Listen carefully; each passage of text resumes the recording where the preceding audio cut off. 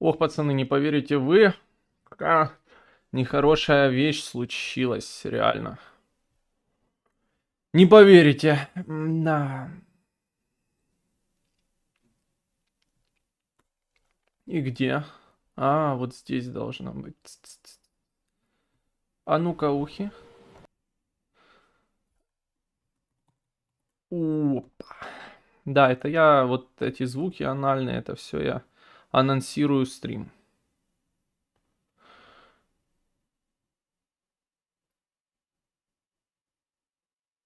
Тё.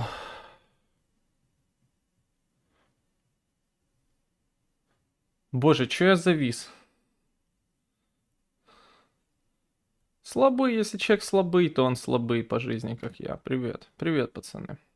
Шутить пишут в чате, это в переводе шалом означает. Добрый день, друзья. Витаю, привет, как говорится.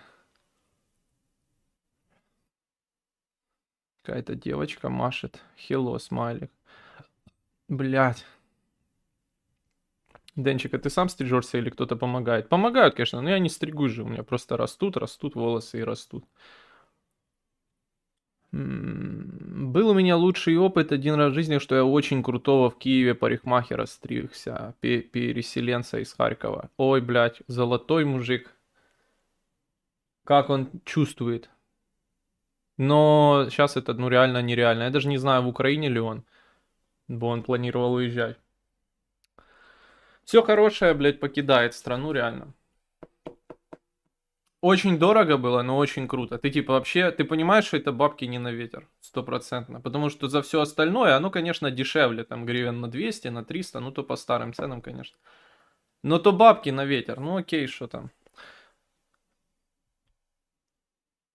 Давайте 0,8 децибел зарежем. Что-то громко очень. Ну, может и нормально. Не, 0,7 много. Ну, 0,5. 0,5. 0,5!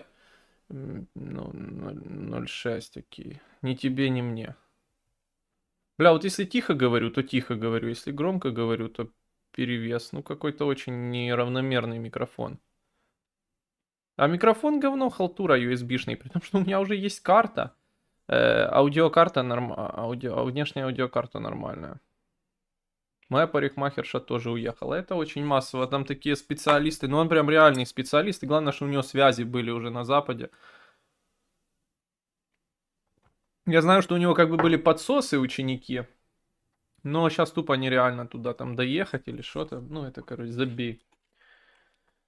Хотя кто знает, что будет через пару.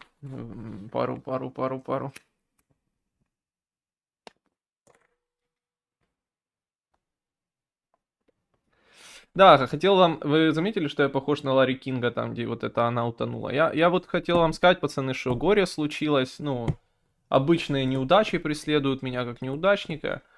Это то, что слился по итогу, ну, видимо, посмотревший, какой я лох, слился по итогу похитюша Арамуша. Он не отвечал мне на почте, я очень был в этом заинтересован, я написал ему, пацаны, слушайте, скажите, как звук, кстати.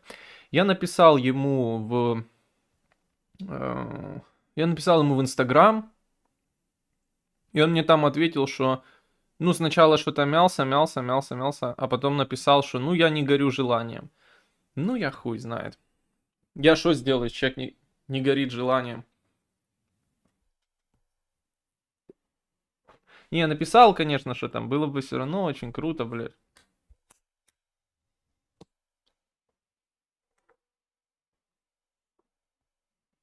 Я согласен, что это легенда, и главное, что, ну, блин, навстречу пошел или пошла она нам сразу, да, изначально. Это обнадеживало очень.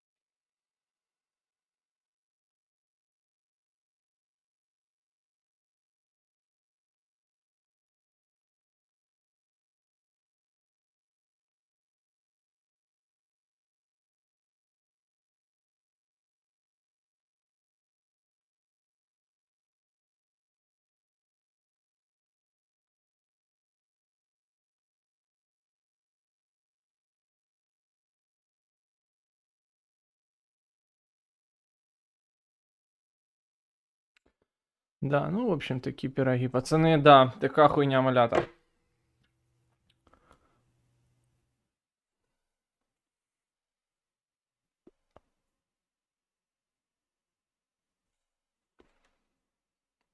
А что, до центра не пробиться, стойте. Я вообще не знаю, как там в Киеве положняк какой. Типа, можно пробиться, нельзя пробиться. Ничего не знаю на этот счет. Ждем мирняк к концу года, все заладили. Все заладили, что будет. Ну, мы же это уже проходили. Ну, вероятность 50 на 50, либо да, либо нет.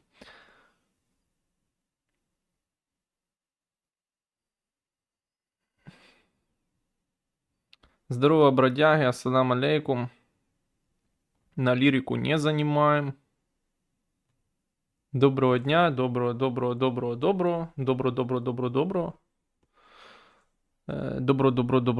дня, всем привет, как говорится. Бля, подожди, а почему у меня лещ в коментарях? Справжня магія — це приїхати до України в розпал обстрілів та бути поряд в ім'я солідарності зараз. 26-му, коли втома від війни в багатьох світі зробила не нині, та й гості Девід Блейн. А, блядь, це фотографія з Девід Блейном. Блядь, да, ну, я не знаю, что сказать.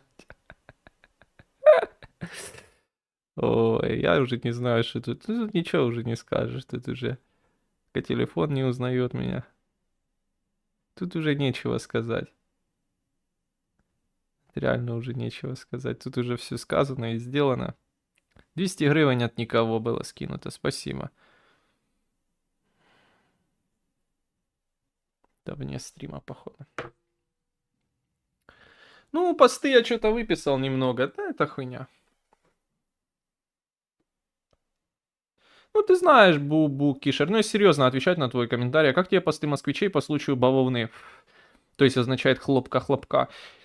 Их реакция меня удивляет, в очередной раз понял, что они реально не в курсе, что война идет, буквально не знают. Ну да, их и как бы и власть немного прилагает усилия, чтобы именно какое-то общество, которому это не надо, отгородить его от войны.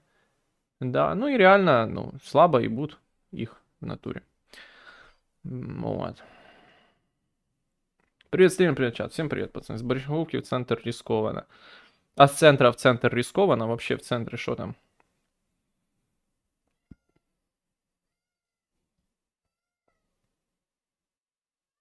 Ну, Пахитюша, наверное, с политикой связываться не хочет. Ты бы ему предложил Медгала обозреть с их нарядами. Ну, я же не хочу Медгала обозревать. Он к тому же и так уже обозревал.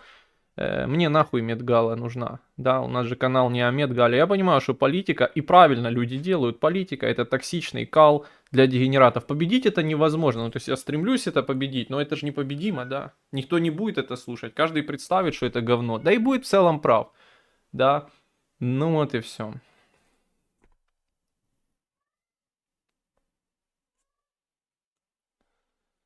Ну, к сожалению, это так. И так совсем. С любой рекламой, с любой хуйней. Что ты мяукаешь? Ну, что ты хочешь? Ты, если хочешь, запрыгивай сюда. Да. Будем стримить. Не, ну, может, не шутка. Ну, в смысле, я думаю, на такое бы точно... Ну, в смысле... Мне кажется, ты рядом с истиной.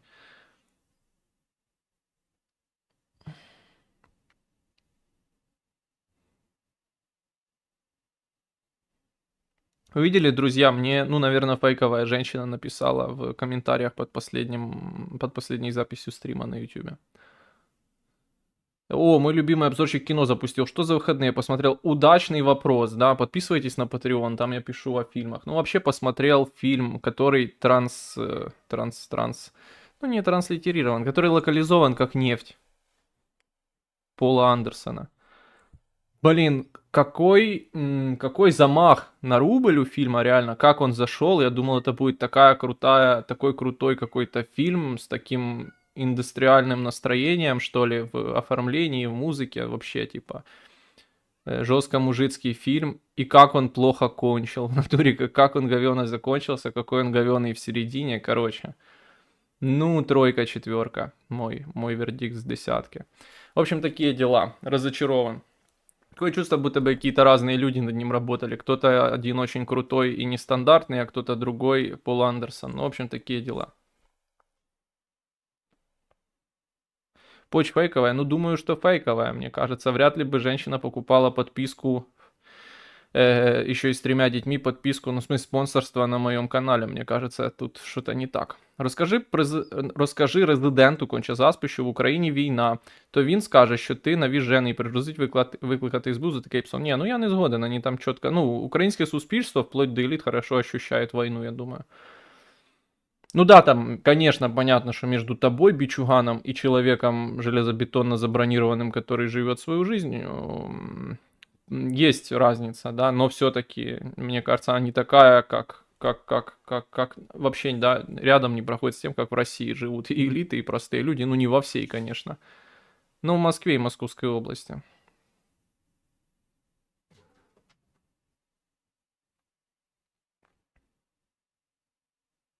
Для меня нефть 9,5 из 10. Ну, не знаю, пацаны. Опять-таки, о вкусах, наверное, не спорят.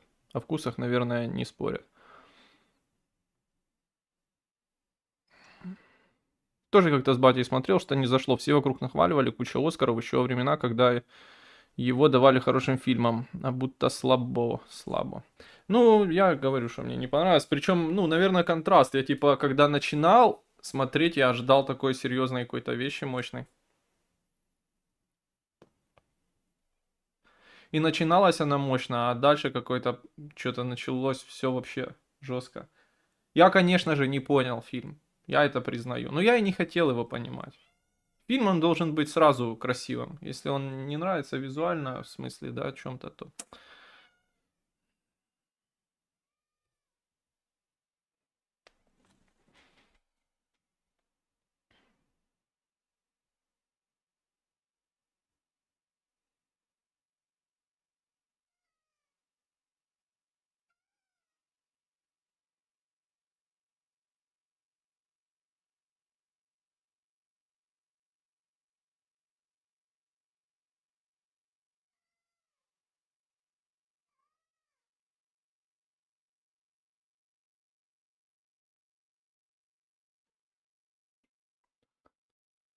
Горячую воду выпили из крана, жалко. Жаль Андрій Борисович, а він чужий серед своїх. Одні і ті ж прогресивні люди, які виступають за права у цій державі, одночасно гейтять Андрія Борисовича, хоча він найкращий та найвідданіший їх захисник. Поки він був у повній силі, фашистська сволота могла лише смердіти у телеканалах і задихатися власними токсичними випарами. А зараз... Хорошо, піздуєш. А зараз вони вже власні закони проштовхують, але Борисович не здається. А, блядь, я думав, такий длинний пост. Він навіть скотівні, яку його запроторили реакційні сили, змусив поліцію в Одесі захищати невдячних та сліпих від порвачков, да, видимо. Що тебе сказати, да? Ничего тут не добавишь, не убавишь. Кит заебал мявкать только. Волосы сегодня у меня плохие, блядь, совсем, сука. Не знаю, пацаны, я щось питався там, блядь, зробити, а воно, сука, щось, блядь, все равно по-своєму. Зря їх, наверное, наушниками придавил, нахуй.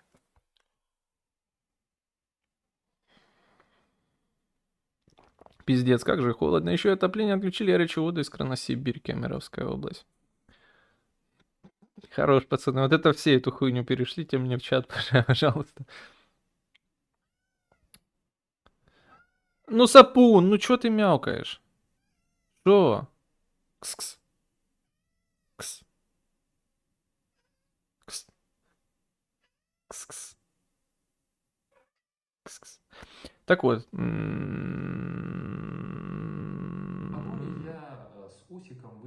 Копіш 500 гривень на заставу. Дуже дякую, пане Копіш, за 500 гривень на заставу.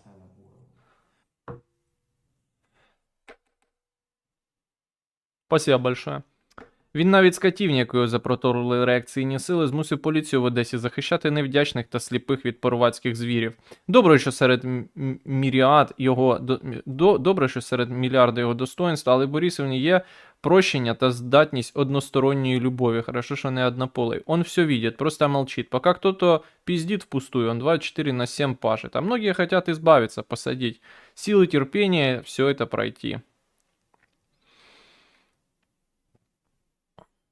Смотри, Сапун, не качай камеру, ну захуя ты стрим руинишь. Смотрел одного русстримера, он рассказывал, как суши делает и форель покупает в магазине у себя. Сравнил я по стриму его цены на форель с нашим АТБ. У нас 40%, у нас 40% плюс. Странно, вроде и санкции на Украину не налаживали. То ли я экономист хуёвый, не понимаю, почему так дорого.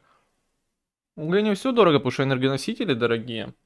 Все, вообще, все нахуй. Вся энергия дорогая. Это раз. А два, и будет, а форель, она уже в России там производится нихуево. А вот вопрос. Какие фильмы, выпущенные в 21 веке, не попали в список, и это тебя удивило, если есть? Блядь, не знаю. Этот самый «Беспредел» фильм, да?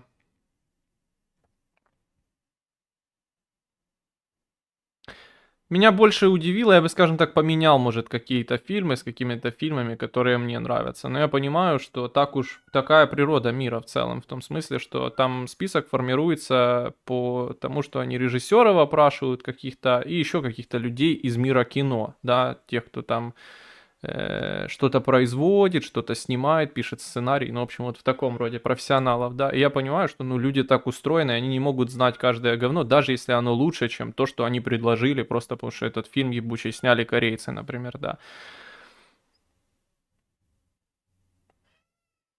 Мгм.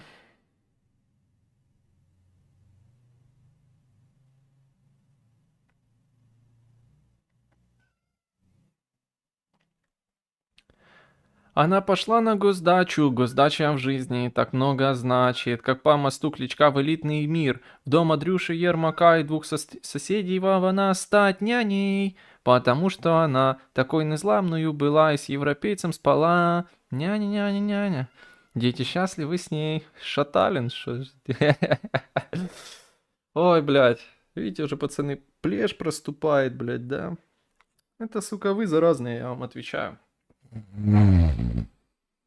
Ну, блядь, да. Я извиняюсь, что я вот ору, блядь, что-то, сука, жизненные звуки жалкие издаю своей жалкой жизни. Блядь, как же заебал кот мяукать. Ну что, сука, его пробило именно, когда я начал стримить. То он спал тихо, себе мирно, никого не трогал. Андрій Борис рядом з нами, Андрій Борисович в кожнім із нас. Ну лучше не надо. Батько наш Зеленський, Свіріденко, мати, ми за Кошового будемо воювати, тільки ТЦК, тільки перемагати. ТЦК Ультрас, да. Будеш як Ленін скоро. Да, блін, як Ленін.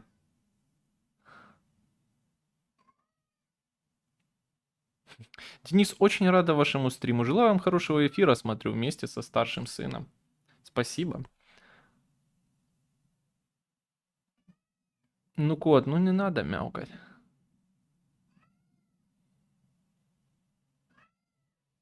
Реально последнюю неделю очень много тигроловов вижу в рандомных местах по центру. Раньше так явно не замечал.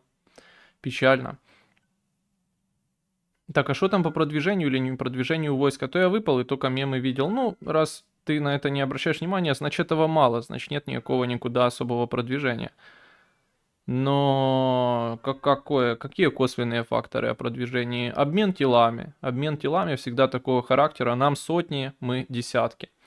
Или иногда единицы. Что говорит о том, что значит территории мы теряем, да. А нахуя взагалі бомбити Москву для психологічного ефекту, коли очевидно, що всі методи, щоб показати, що Путін не може защитити столицю, а значить Росію, да, ну а там із столиці, понятно, всі настроєння формируються. Коли в цей час їх нема десь в іншому місці, де вони мали б бути. Я, звісно, не поглиблений в питанні і розумію, що це епічний жест. Ну да. Привіт, сьогодні в школу не пішов, бо треба було дікарям розвалить старий сарай Іскандером, пересрать нам день і налякать кота. Непогано, ну то ще погано, да, погано. За останні 4 роки майже 32 тисячі українських чоловіків нелегально перетнули кордон з Румынией. Про це пише Бля, пацаны, походу мне надо пойти лоток почистить. Может из-за этого кот нервничает. Пойду этим займусь. Вы меня извините, ну так бывает.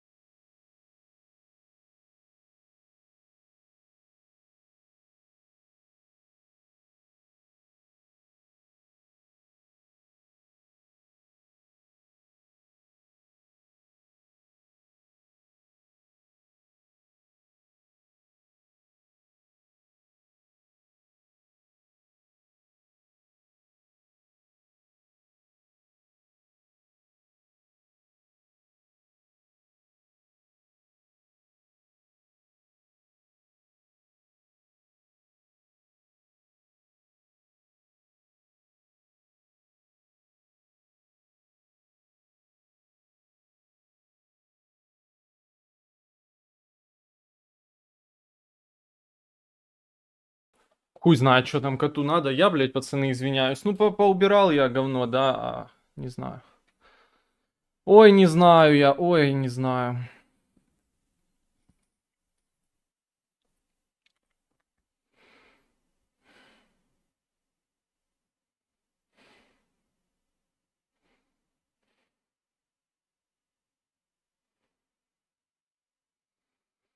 У 25-му году 97 вироків у корупційних справах в Україні, 97% вироків у корупційних справах визнали штрафами. Цьогоріч нема ще жодного рішення з реальним терміном ув'язнення. Повідомляє. Ну хай повідомляє. Окей, і що? Блять. Окей, ну нічого страшного.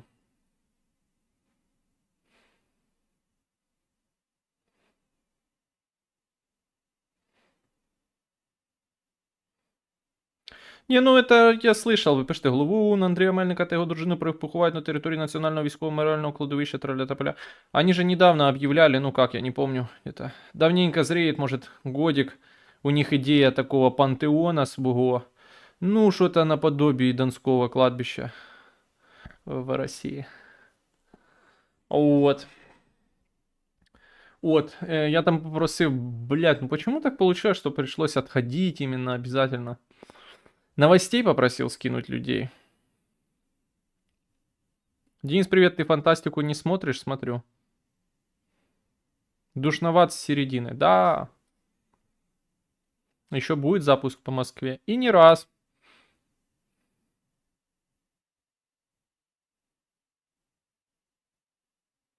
Интересно, интересно, что в наших реалиях, если ты ухилянт, без брони и планокур, то выходя на улицу вообще не переживаешь о том, чтобы джуз спрятать. Так и в случае общения с патрулем этот вопрос уже не актуальный.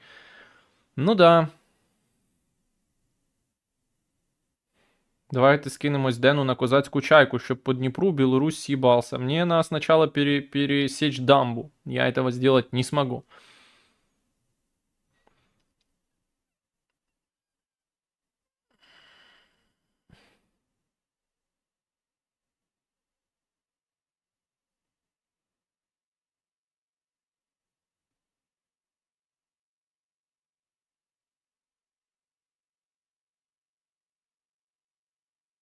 Лоток больше стрим. Пацаны, я бы не занимался лотком, если бы кот не угрожал нассать в рандомном месте.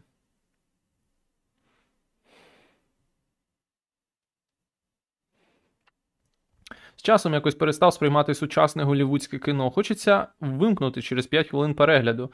Тепер дивлюся тільки безсюжетні фільми минулого століття. Від гри акторів хоч не верне. Ну, не знаю, може.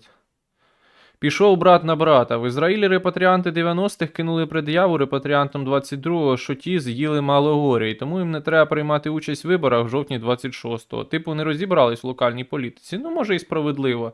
Може і справедливо. Ні, я шучу, не маю позиції.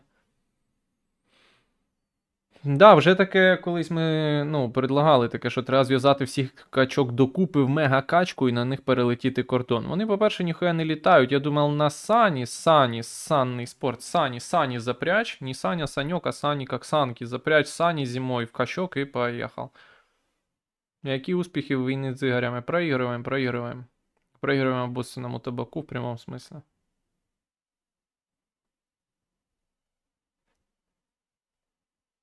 Президент дозволив некрофілію.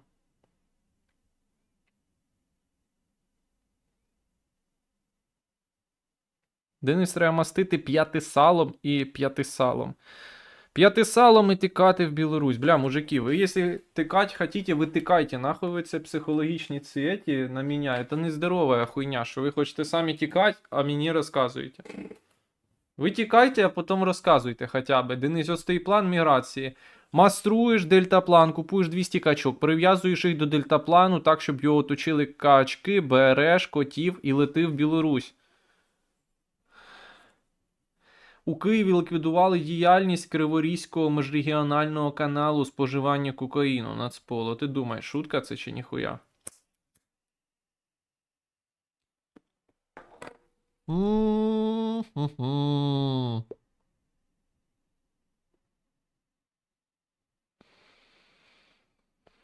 Друзі, дивіться, я написав таке новини. Предлагайте. І що люди предлагають? Нові тарифи на проїзд у транспорті в Києві.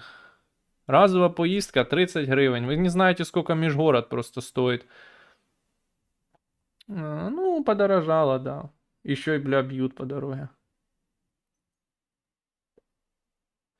Ну, цю новину я бачив, що Україна посіла 41 місце з 49, отримавши 19% в рейтингу прав LGBT людей серед країн Європи.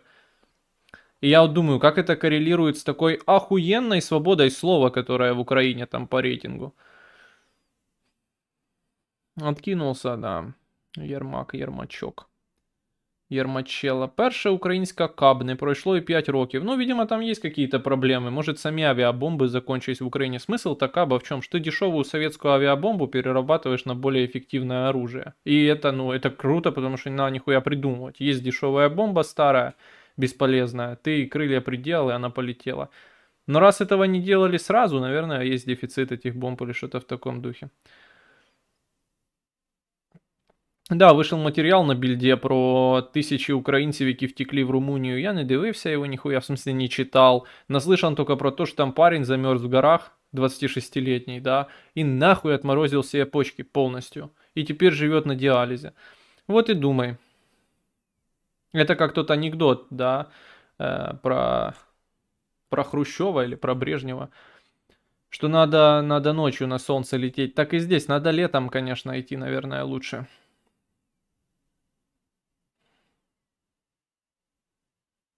Майже 70% українців вірять у перемогу над Росією, красавчики. Без віри ніхуя не буде.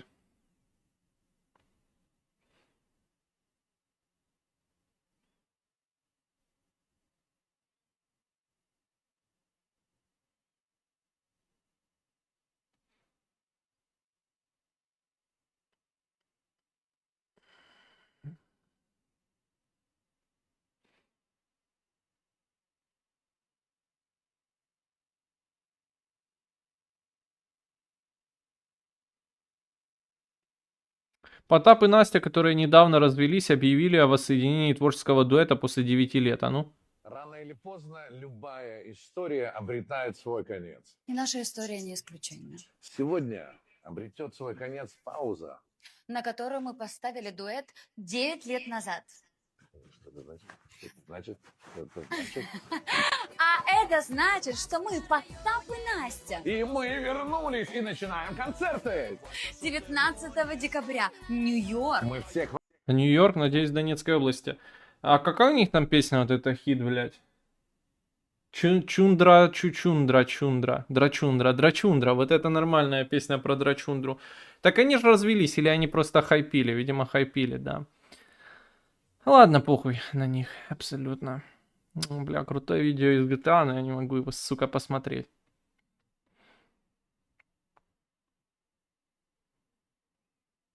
Ну, оно мне напомнило, что вот крутой был бы сюжет, если бы скины банд в GTA SA простой, да, одиночной, заменить на ТЦКшников, полисменов, они же там так подходят, доебываются с пистолетом, ну, точно как в реале было бы.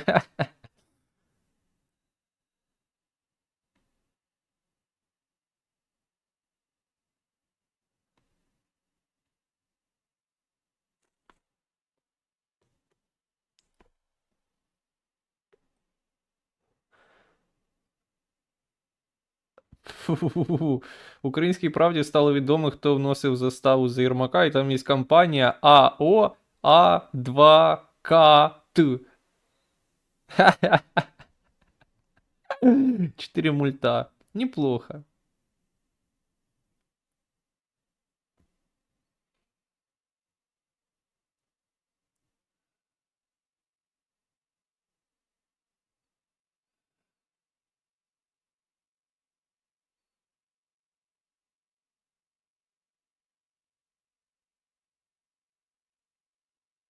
Добре, ну такі новини люди скинули, да. Денис, будет ли нападение с Беларуси или договорняк? Вот это ты хорошо сформулировал, что не Беларусь нападет, а нападение с Беларуси. Наступление с Беларуси, если война не закончится когда-то, точно будет, да. А договорняк, не знаю, что-то мне кажется, будто бы не будет, но я всегда на этой позиции находился. Но он может и быть, мы этого не исключаем совершенно. Так утримують бусифікованих в Вінницькому ТЦК. Ну да, і що?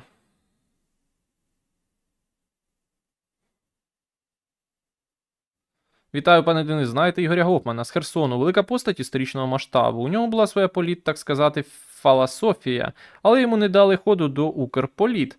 Він 44 роки під домашнім арештом був. Да, конечно. Конечно, мы это все знаем хорошо. Ну, в какие игры в последнее время играешь? Бля, Stardew Valley, блядь, играю. Ну как играю? Установил параша полная. Короче, сейчас игры все вообще говно. Да и всегда игры говно были. Да и в целом игры говно. Не знаю, что вам, пацаны, сказать. Подушки приклеили, а могли им и кол приклеить. Самый то, блядь.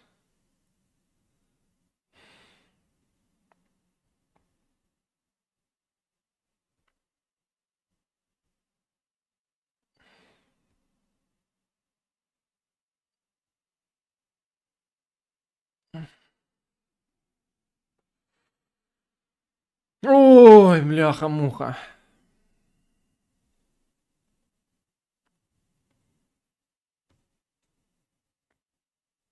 Знаю, у Черкаській області проїхати 40 км між містами на автобусі 200 гривень. Ну, да.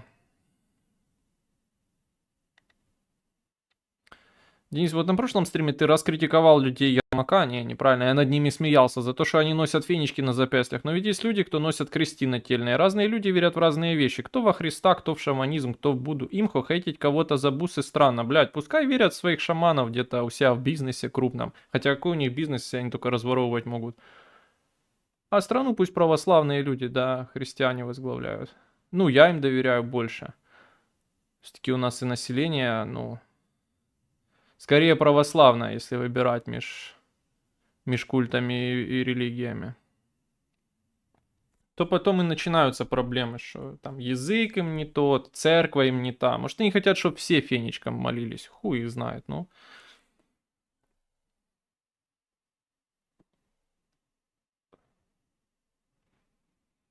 Настя ж на іспанський ринок переключилась, але там нічого не вийшло. Да, вроде же она там охуенно популярная была. Со своей песней про хуй огромний, да. У Потапа з Славиком Балаганом, тому роблять камбек для ріднесеньких українців. Ну да, для съебиксов так называемых в возрасте.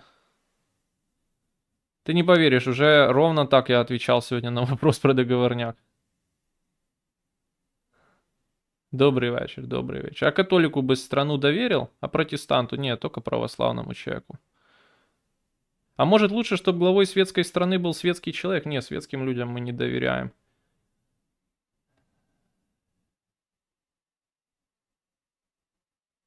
Мне кажется, что, ну, в каком-то смысле, наверное, какой-то Штунда там или вот этот шаман, да, шаманист, оккультист, это светский человек.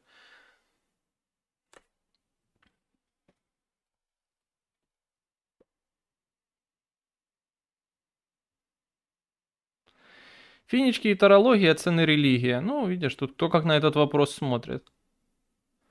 Он же иконку ставил православную на суде себе, да. Договорняк как секс. Пока мечтаешь о женском тепле горячей красотки, принимаешь на туза у параши. Немного не то, чего ожидал, но с детства готовился. Я уже отвечал вчера про этот фильм. Фильм я смотрел, мне не понравился. Ну, я забыл уже даже, о чем он, честно говоря, очень давно смотрел. Как-то просто понял, всегда очень пошлые вот эти, как ты говоришь, история о ВСЖ. Что это, что Левиафан.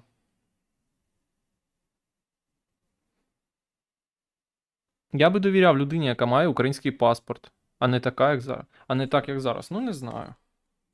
Ты как это проверишь? А если человек влиятельный, у него всегда несколько паспортов. Не, если серьезно верить, я бы сказал, что доверять не надо вообще. Зачем доверять? Но это минус определенно, вот эти веры какие-то стрёмные. Это непонятные люди.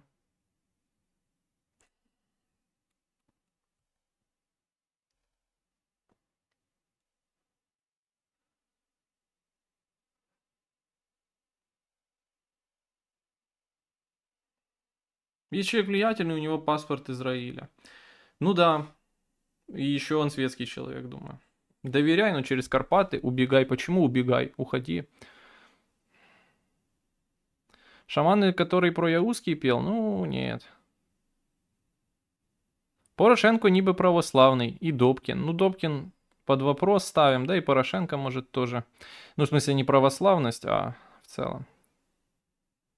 Купи себе VR, комп не тянет VR, и практикуй вылет в Беларусь в Microsoft Flight Simulator. У меня есть Microsoft Flight Simulator, более того, я его стримил. У меня там было начатое на, ну, наверное, процентов на 5 кругосветное путешествие в карьере NeoFly. Есть такое приложение для Microsoft Flight Simulator, как NeoFly. Охуєнна пісня Потапа і мозги. 3 дев'ятки. Випущена 24.08.19 зі словами «Треба трохи почекати, і все буде най-най-най». І сам з'їбався, не дочекавшись построєного комунізму. Це ти про то, де вони агітували за Зеленского? Мне что-то часто рекомендуют какую-то песню. Вот не знаю, Потап, мозги, кто, ну его тема какая-то. Ну, по-моему, там есть Каменских. Где они там тоже агитируют за... Ну, наверное, вот это она и есть. Я не знаю, что тебе сказать. Ну, блин, сложно сказать. Не знаю, что тебе сказать. Ну, во-первых, это просто деньги. Да. И дружба.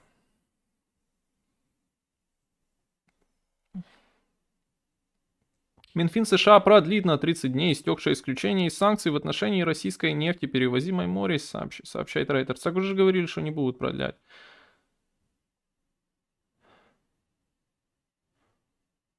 Он Новинскому говорил, что тот, сука, православная же.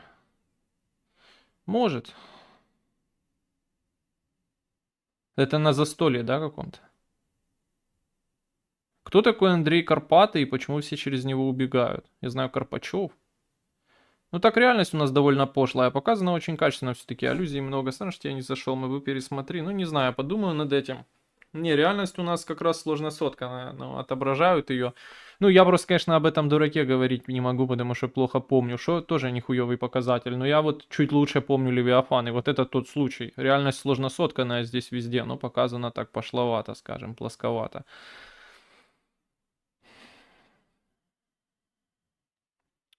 Фамилия у него, конечно, бомбическая. Росолигарх Малафеев сказал, что украинцы и русские один народ. И русские никогда не сдаются. То есть проигрывать русским не позорно. Может, в РФ так прогревают потенциальное окончание войны и капитуляцию РФ? Ну просто кто прогревает? Этот один клоун, это что там, с каждого утюга на федеральном канале говорят или что-то? Я не думаю, пацаны, мне кажется, нет никакой проблемы информационной или с общественным настроением в России, которая не позволила бы закончить войну прямо сегодня. То есть они есть, да, причины, почему ее не закончат, но вот это, блядь, последняя причина. Общественное настроение, общественное мнение, это последняя, блядь, в России причина. Я любую хуйню абсолютно можно привести как более важную, чем результаты войны. Запрет интернета однозначно более важное, да. Не знаю, что там, ну что не приведи, блядь. Крупный рогатый скот, вот тот забитый, наверное, это более важная тема, чем то, как там война кончится. Ну, если без потерь территорий для России самой, да, там Крыма, к примеру. Денис, походу буде знову зниження мобвіку. Ти переживаєш, да? Моя новая любимая фамилия это Воскобойник. Я даже не помню, кто такой этот Воскобойник, но согласен, фамилия хорошая. Воскобойник это что-то такое, прям как будто бы какая-то мощная дрочка. Скажи, Воскобойник.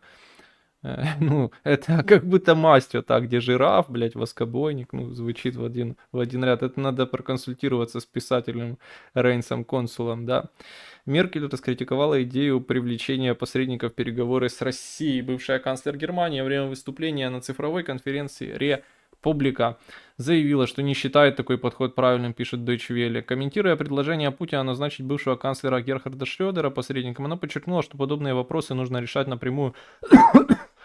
Это как? Меркель напомнила о переговорах в Минске после оккупации Крыма Россией и начала конфликта на Донбассе, заявив, что в той ситуации сейчас не пришла бы к мысли просить посредника поехать в Минск и там поговорить с Путиным вместо меня. По ее словам, подобные процессы требуют личного участия руководителей, а не передачи ответственности третьим лицам.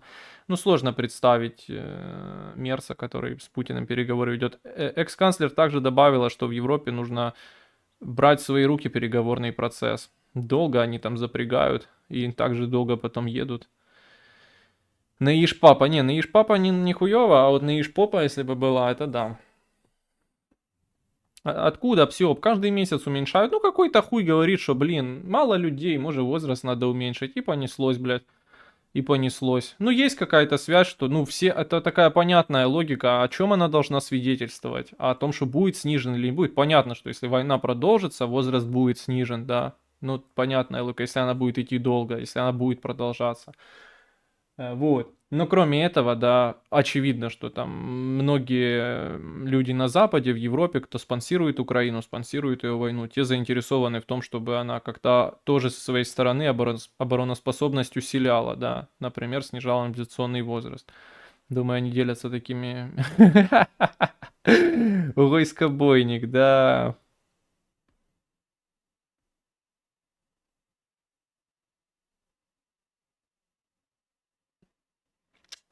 Гроші з національного кешбеку потрібно використати до 30 червня, інакше вони повернуться в бюджет. Сообщение удалено отправителям. Шабат. Шалом. Чё все удалено отправителям? Чё за хуйня просто?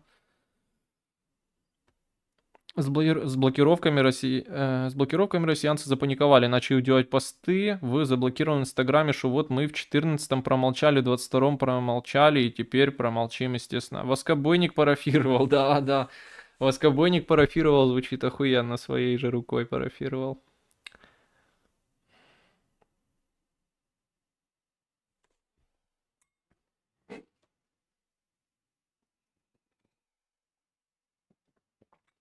Скотобойник.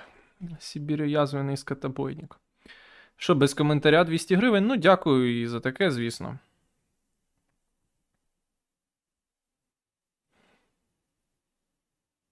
Дякую за 200 гривень без коментаря. Друзі, фінансово підтримуйте, донатьте. Донатьте з питаннями, донатьте з ответами.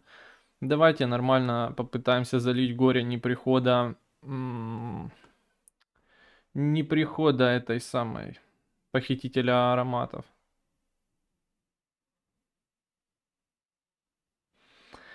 Бля, вот бы как-то на что-то мощное выйти, реально. Вот там нардеп Гончаренко, например. Пообщаться губами все-таки. Да, я видел, что ты писал. Ну, нема желания вообще игры стримить, понимаешь.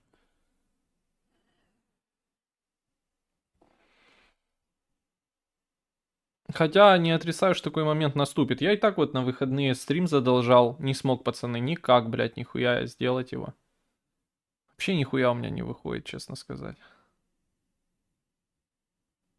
Так там 20-летний кот наплакал в пирамиде. Что это даст, кроме утилизации под небесный Иерусалим? Ну то и даст. Лучше, чем 0. Всі, хто лишаться в Україні, будуть заздрити мертвим. Ну, я не сомневаюсь. Похитителя газов. Ну, я пытался. Видел, как Идрак попустил Штефану. А кто такой Идрак? Звучит как Ишак. Кто такой Идрак? Звучит даже хуже, чем Ишак. Кто такой Идрак? Не видел, конечно, ты говоришь, блядь, будто это нахуй показывали в небе, блядь. Ты на улицу выходишь. Кажен видел.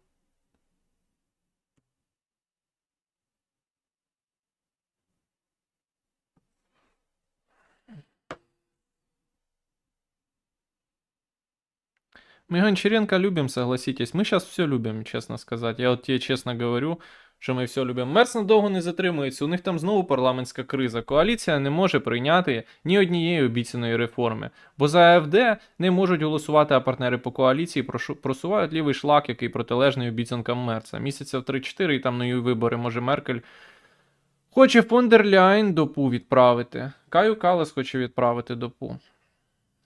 Відправити допу.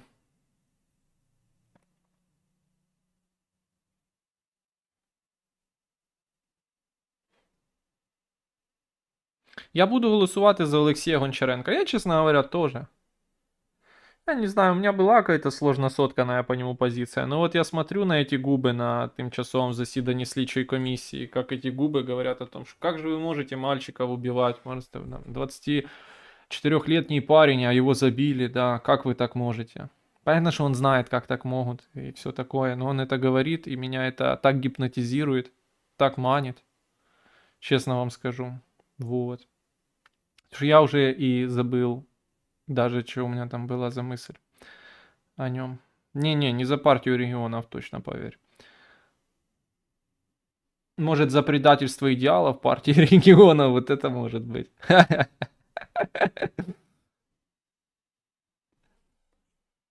За кого угодно, лишь бы не солдафон и не потужных. Ну, солдафон не может прийти к власти, чувак. Это несовместимые вещи. Ну, конечно, не знаю, что ты под этим подразумеваешь, солдафон.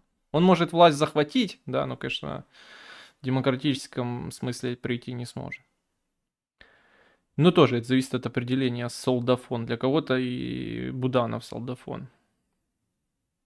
И не грантосос, да, но грантососов не хотелось бы. Не хотелось бы технофашистов, технократов, рептилоидов, вот таких мутных маланцев, не хотелось бы. Вот этот Федоров, конечно, давно говорил, еще задолго до всей хуйни, пока он даже был в тени, просто тихо собирал деньги, да, тихо ебашил на должности министра цифровой трансформации, да, что Федоров. Будущий президент, вероятно. Сейчас я уже не знаю, сколько это правда, но понимаю четко, что я бы этого не хотел очень.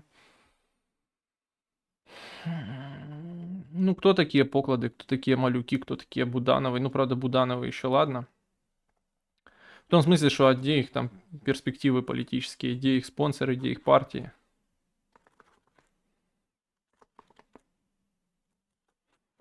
Главное, не голосуйте за шашлык на общепонятном, а то будет потужнее хуже этого. За кого голосовать? Голосовать за там наоборот, голосовать за самую гниду и думать, что может он будет хороший. Я думаю, голосуй, не голосуй, все равно получишь хуй. Это не самое важное голосовать.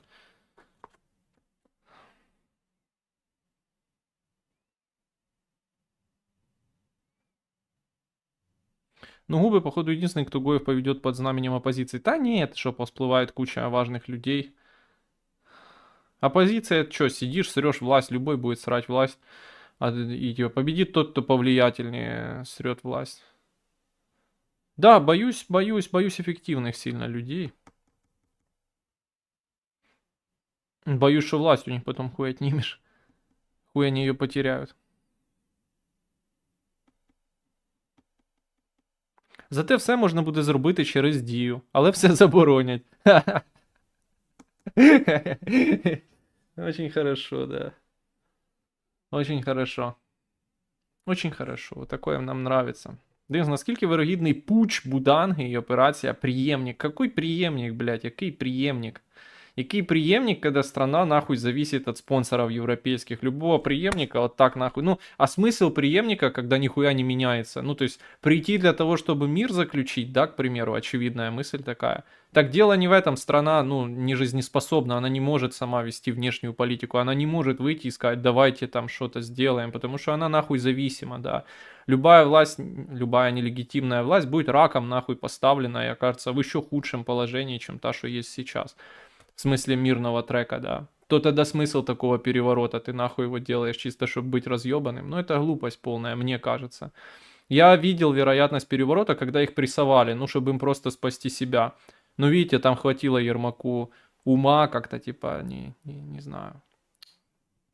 Как-то этого избежать, да, может не запугивать так людей. В смысле, когда они хотели Буданова снять и когда они хотели Залужного снять, вот это были острые моменты, потому что каждый из них за себя переживает и за свои перспективы. Вот.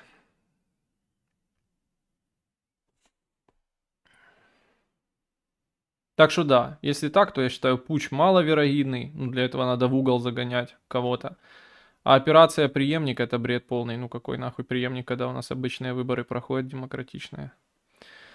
Ну, до этого, по крайней мере, было так. А вот, допустим, второй тур президентских выборов, выбор между искренне верующим католиком и классическим ВСЖ Навиопом. Кого бы ты выбрал? Ну, я же говорю, это не самое главное. Не это, а выборы, в смысле, не эти качества. Тут лучше спросить, с кем бы я выбрал пообщаться там, да. То, наверное, не знаю тоже, честно говоря. Разные бывают и искренне верующие католики, и классический ВСЖ Навиоп. Ну, ВСЖ Навиоп это такая, знаешь, мне кажется, субъективная оценка. Типа он штунда, че он вот это феньки на руку одел и на гадалок молится. Что из этого, да?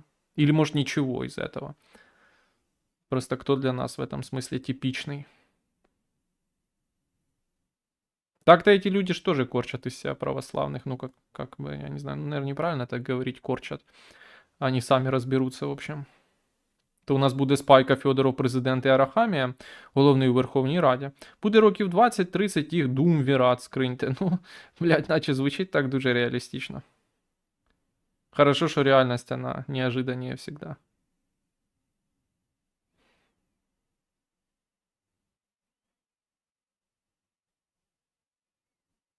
Как бы ты отнесся к тому, если бы профессура начнет рваться к власти? Примеров в истории немного, но все интересные. Ну, мне кажется, нам это вообще не светит. Ни в каком виде. Ни в каком, блядь, виде, в принципе. Поэтому никак не отношусь к этому реально.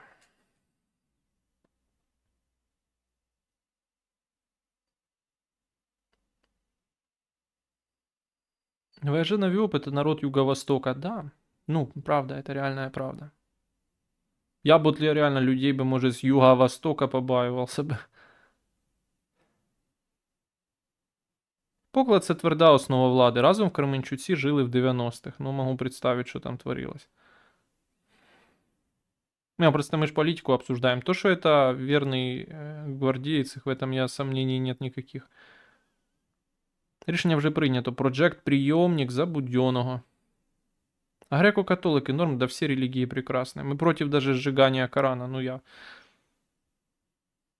У Пустовойтенка шахраи выдурили баксы, евро и шекели, 100 тысяч. Мне интересно больше другое, как, ну там говорят, что мошенники, если что, то это какой-то политик бывший, чуть с важной должностью, не министр какой-то, которому какие-то люди, представившись СБУшниками, обращаю внимание, что быки один в одного и в военной форме и все такое, ну, таких сейчас очень много людей, их война вот подняла реально, ну, настоящая организованная преступность, она есть сейчас везде, вот буквально в каждом, блядь, поселке такая группа людей сбилась по интересам, до войны такого не было, я вам скажу.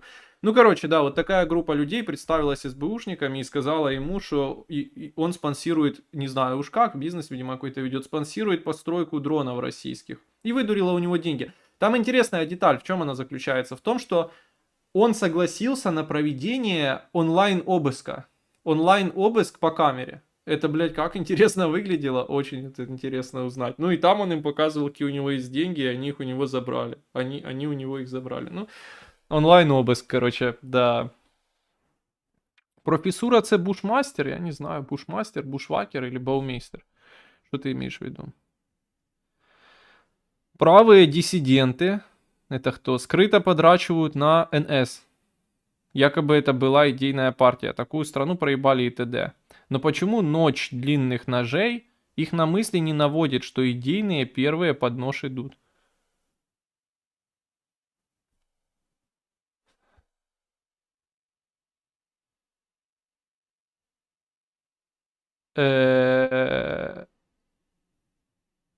Ну, оці, хорошо. Ну, оці дофіга чоловіків у формі один в один же буквально, як у проклятого Булгакова в Білій гвардії. Типи в кажухах ограбили Василису. Я, блядь, не согласен, понимаешь? Просто все, что о гражданской войне в России, в том числе и Булгаков, да, ничего нового. Все оно вокруг, типа, такого феномена краха порядка, краха власти, и, типа, вокруг этого бандитства, атаманщины. Но она вот в большинстве трудов как-то очень грубо показана. Ну, я не знаю, как тебе объяснить. Как-то очень примитивно, что ли. В этом смысле ближе, кстати, гораздо Шмелев, да, с его «Солнцем мертвых». Там как-то более точно, с какого-то более прагматичного, что ли, ракурса, я не знаю, как это описать, более реального, показано то, что, ну, в большинстве это какая-то ротация государственная, да. То есть это становится частью государства. В этих же трудах, в этих же каких-то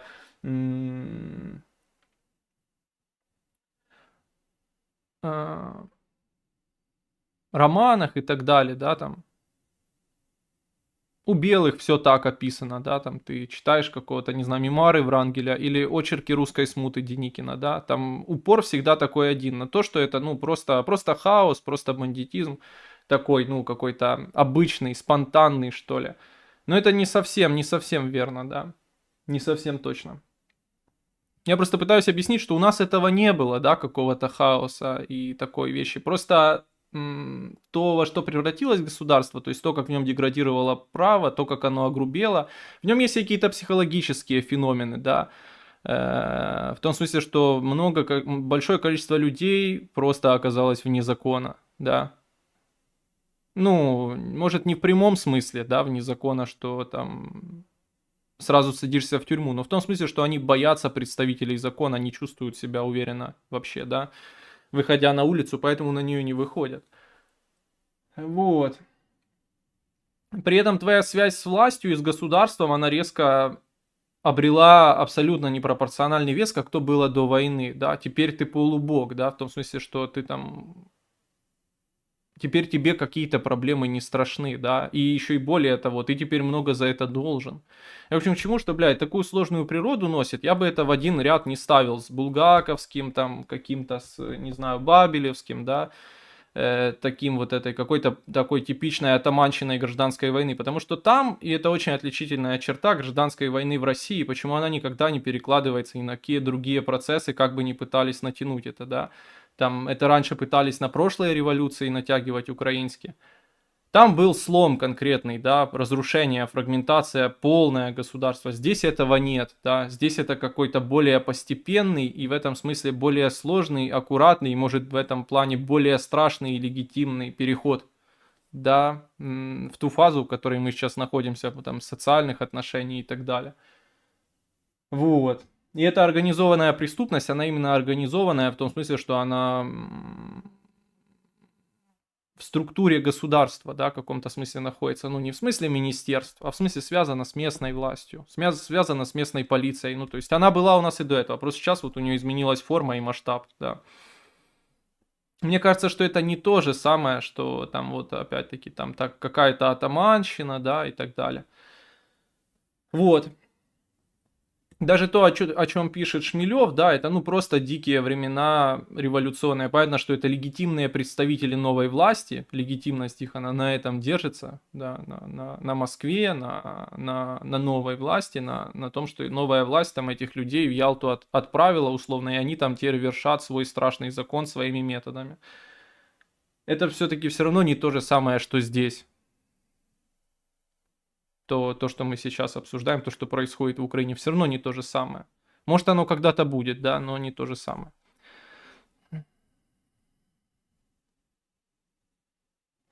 Денис, який в тебе мангал? Из кирпичей. Ну, реально, бедный. Такой же надо на карачках там тусоваться. Иванов там от каба уворачивается, как в первой матрице. Я видел, да, и каждый освещает свой этот. С чем связан твой традиционализм на базовом уровне, из которого ты часто строишь дальнейшую аналитику? Как ты пришел к нему, как его рефлексируешь? Ну, я не сказал бы, что я на традиционализме строю аналитику. Просто это есть в моей системе ценностей, и так я оцениваю, что мне нравится, что нет. Но это не то же самое, что аналитика, да, потому что наши оценки и наша аналитика, наверное, это разные вещи. Вот. А как пришел, тут зависит, конечно, от того, что ты под этим подразумеваешь, да. Ну, что-то исходит из, ну, там нет рационального зерна в том смысле, что что-то тебе нравится, что-то вызывает у тебя уважение, к чему-то ты тянешься, что-то ты считаешь дорогим, как там традицию родного языка, традицию веры, ну и так далее. На самом деле на этом-то все по итогу строится, и аналитика тоже у всех, да, и политика на этом у них потом строится, смешиваясь уже с какими-то интересами. Илья Кива был науковцем, да, ну таких науковцев будет дохуя. Они у нас всегда во власти есть, Буданов же тоже там какой-то пишет работы.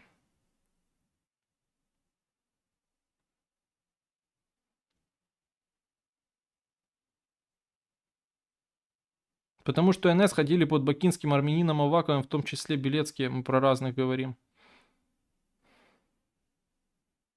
Мы Мураева не видим, мы знаем, что он самый влиятельный человек в Ташкенте.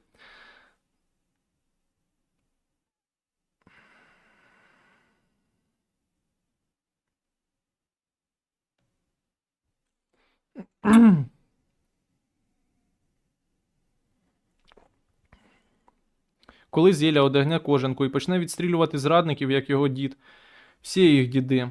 Они уже же это делают, не?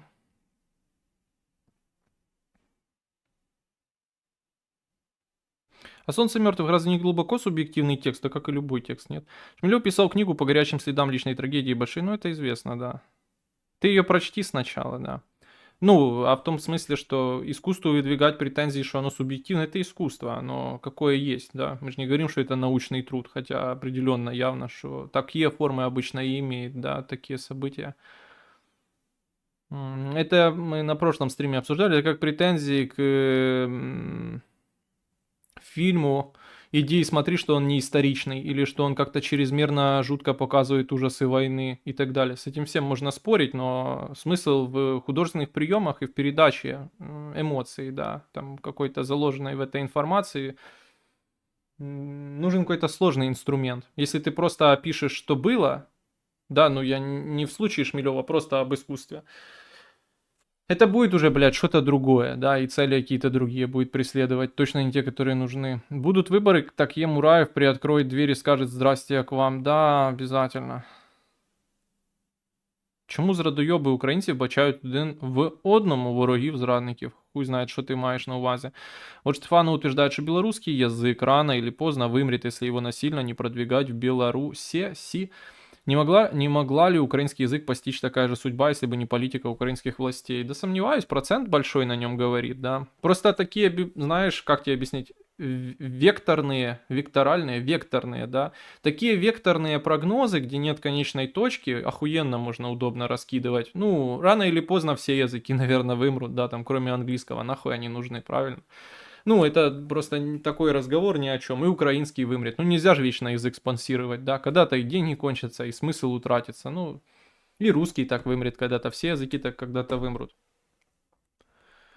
Поэтому не знаю даже, что на это можно ответить.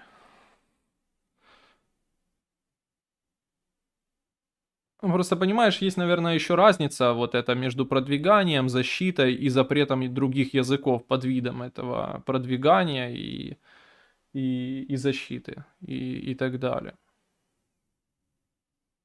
Просто я когда это говорю, в этом тоже есть проблема в плане, потому что все их продвижение, оно же обычно какой-то сугубо вредительский, блядь, характер носит. Ну, там, украсть где-то денег на каком-то фильме галимом, еще что-то. Непонятно даже, какие должны быть у государства инструменты.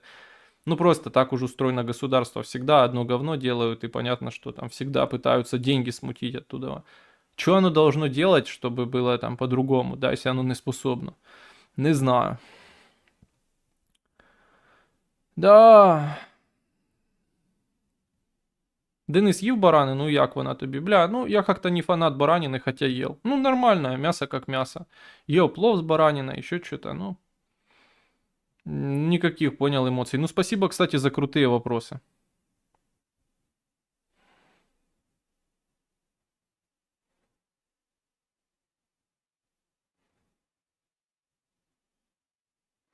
По онлайну забрал, из карты списали. Нет, он принес в сумке. Это обыск был онлайн. Пустовойтенко не бывший политик, а премьер-министр. Ну что, одно и то же. И при нему отдавали бомбардировщики и ракеты за борьи за газ. Ситуация как в Велине под властью Кровавого барона. Да, я уже это, кстати, эту аналогию проводил еще с самого начала войны. В смысле, что, да, удивительно прикольно там все они показали. Поки що UK ставить на Залужного. Німці можуть на Володю Кличка, правда?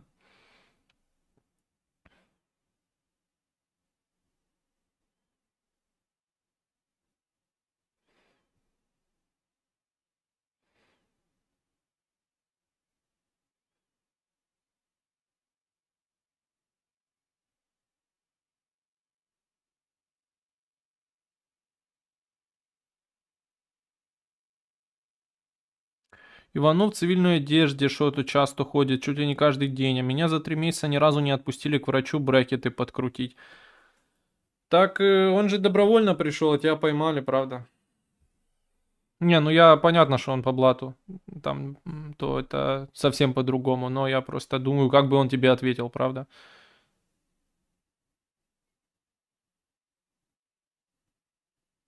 Чрезмерно жутко показывает ужасы войны. Это хорошая критика. Хз. По мнению этих людей хуже... Я согласен, тут именно смысл эмоцию передать. То есть в том фильме, иди и смотри, война как хоррор, да, шокирующий показана. И это правильно, именно так она и воспринимается тобой, да, если где-то рядом находится.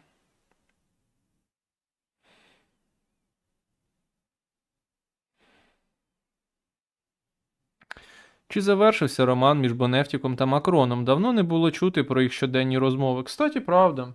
Интересно, а что случилось? Ну, говорят, что приревновала же жена Макрона к разным его этим, как их называют, интрижкам, да. Может, с этим связано.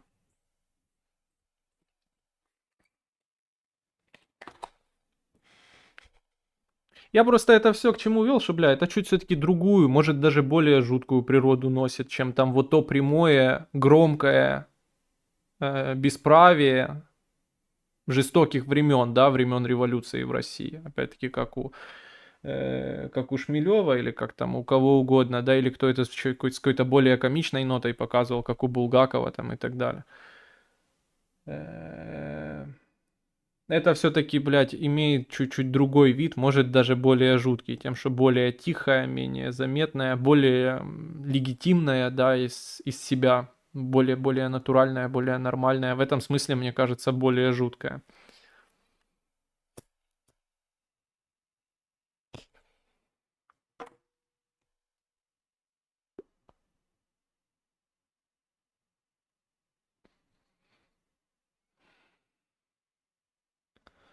Аир Севина, ты где живешь?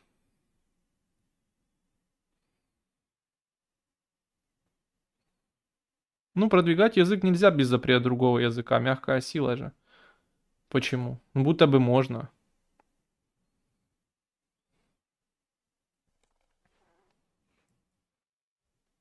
Как-то ж Советский Союз продвигал, ну, или я не знаю.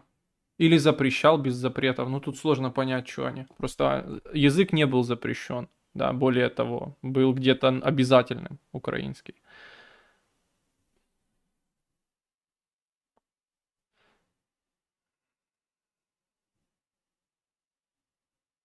Английский язык на постсовке продвигается без каких-либо запретов конкурентных языков, потому что английского нет конкурентов. Не, ну это понятно.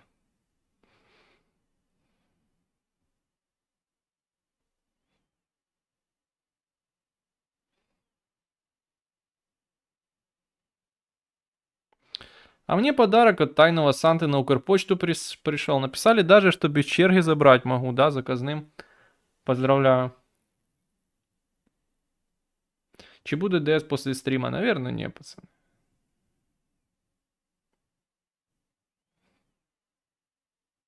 Денис, просто так виходить, що ситуація зараз складається дуже схожа до такого періоду в історії, як руїна. А чем схожа? Ну, то есть там был элемент противостояния политического, да, на этих землях, а сейчас он разве есть?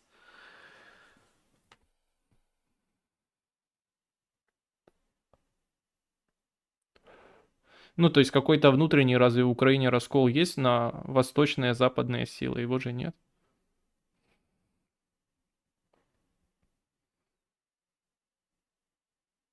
Дмитро Гурин покидает соцмережу. Запахло концом. О, слушай, Дашала, ты не следил? Что там случилось с ним? Говорят, что там какие-то проблемы были.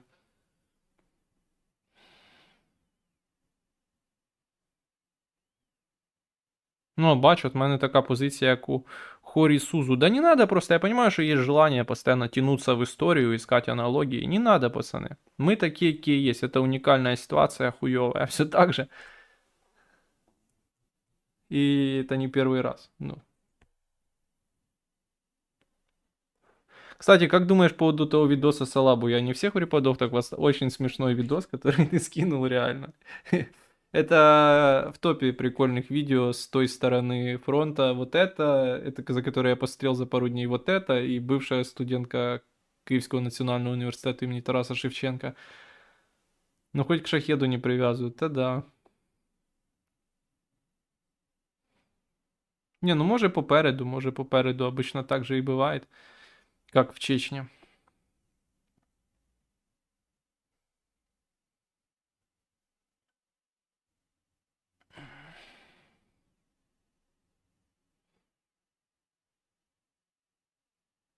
Так его же ловили, потом из ДВРЗ приехали и забрали, потом он добровольно пошел. Да, я этого не знаю, думал, что ну просто он там договорился и пошел. Головне, щоб не холодна баранина. Так представляться трехбуквенными службами онлайн — это популярная тема офисников. Днепровские тоже часто представляют с майорами КГБ и говорят, что вы донатили на ЗИСУ. Ну да, видишь, такая вещь. Почув нещодавно, що Путини зустрічався зі своєю вчителькою. Ну да, в мене відео даже є. Думаю, на хіба. Виявляється, підсвідомо сприймається, що він ще молодий на фоні своєї вчительки. Ну, інтересна думка. Молодіцо. Подивимося, хто з наших такий ход зробить. Ну да. Не знаю даже. Как они ей жизнь продлевают так долго? Не, ну может они там блокадники самые крепкие повыживали. Там еще подпись такая на видосе смешная, что-то там решил, что может заниматься профанацией учебного процесса. Ой, блядь.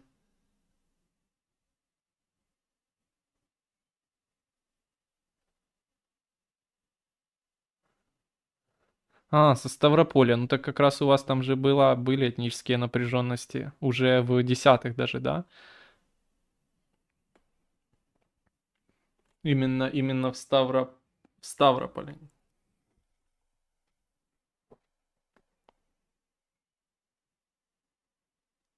Денчик, признайся, то ти на концерті бумбоксу кричав «Білі обої, чорна посуда, замість білі шпалери, чорний посуд». Шпалеры, блядь. Ты знаешь? Нет. Видел концерт «Аншлаг», говорят, был, но с ужасным звуком. Бля, а что, были, кто так кричал? Не, ну если нажраться, то можно кричать что угодно. Не знаю, мне кажется, уже полный кал туда ходить. Это понял какое-то надругательство над прошлым, над ностальгией.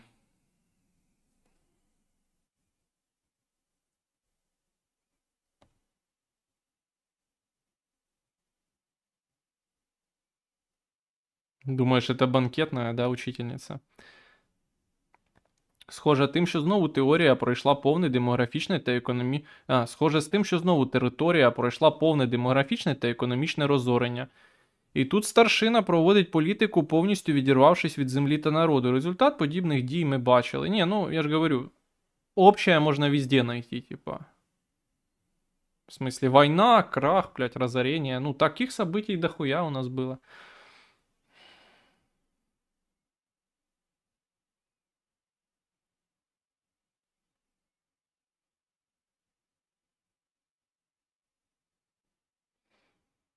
В Україні зареєстрували петицію про посилення відповідальності за жорстке поводження з ухилянтами. Мінімум 200 годин громадських робіт. По піраміді йдемо, да, вверх?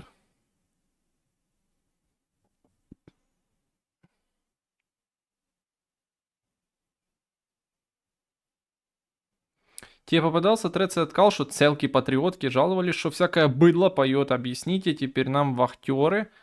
Вместо поясніть, тепер мені вахтери. Ні, не попадалось, чесно говоря, мені нема цієї соцмережі.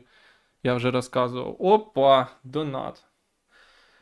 Ой, донат, друзі, донайте, фінансово підтримуйте, напишіть ваш вопрос. Хороша ти людина, тримай гроші. Це ви хороша людина, Родіон, ви краща людина. Дякую за косарь. Та. Я хороша людина, але я косарь би нікому не дав, бо мало грошей. Дякую за косарь, дякую за теплі слова. Що думаю? Ні, подождіть. А могли би крутити в бусики на концерті бумбокса, як на концерті Вакарчука до ювілею Океана Ельзи. Бля, ну Океан Ельзи не іронично, зараз лучше, да, чем бумбокс. Что думаешь, если представить... Что тебе сказать? Думаешь, не крутили? Я вот это вообще не знаю. Что думаешь, если бы представить... Бля, что думаешь, если бы представим, что к власти пришел пророссийский пассажир и договорился с Пыней по линии условно? Я думаю, он сейчас в этом не заинтересован. Пиня, в смысле.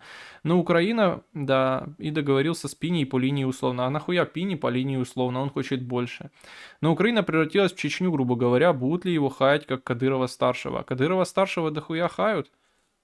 Там каждый пук в Чечне в честь него называют. Вообще все, что можно и что нельзя, называют в честь Ахмата Хаджи Кадырова. Да.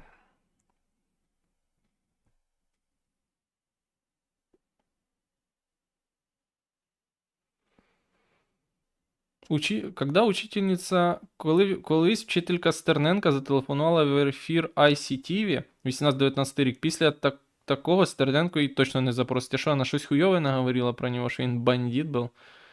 Чи ще хуже Кріса? Этнические напряженности, серьезно, без пропаганды скажу, как есть. Сегодня уровень личной безопасности... Не, ну именно в десятых там какой-то... Может это не десятые, а может и десятые. Какое-то конкретное событие было с жертвами, ну типа такое, которое в истории отмечено именно в Ставрополе. Сегодня, я это знаю, потому что люди из Украины туда даже ездили. Да, сегодня уровень личной безопасности такой, кого я не видел с рождения. С вероятностью 99%, в 10 вечера молодая девушка без проблем дойдет домой. Не то, что мужик, всякое бывает, конечно, не то, что... Было в нулевых и сейчас. Это две разные страны. Не, ну это понятно. Денис, ты б жив в Чечне? Не, чувак, не жил бы. Ну, природа там охуенная, но... Человеку чужому там не выжить, реально. Даже не в том смысле, что ты чужой, это большая проблема. Хотя это очень большая проблема, и ты чужой. А в том, что там все держится на личных связях. Вообще все. Вот. Кто на Клаву Бусик заспевал? Вау. Анально в пробках. Боюсь даже читать. Так ему памятники ставит его же сынок. Я думаю, ченцы сами не в восторге от этого. Я думаю, что они, ну, сейчас за этим. Это не означает, что этот вопрос не вернется, если кто-то сможет его вернуть им, да? Блять. Как они, сука, так делают, эти очки, нахуй, что обязательно там волосы застреют. Да, но когда я там был, то тот вопрос, который их интересовал, ну, были уже какие-то более простые, да, там, вопрос Сунжинского района между Чечней и Ингушетией, вот это был их, как бы, это был вопрос их национализма, вокруг этого он на тот момент крутился, понимаешь? Ну, типа, как у нас вот сейчас вот эта война, да, там, вот у них вот это противостояние было на первом месте. Ну, понятно, что такое, ну... Сложно прочувствовать. Ну, понятно, что оно где-то потенциально есть. Но, как видишь, ни во что не вытекает.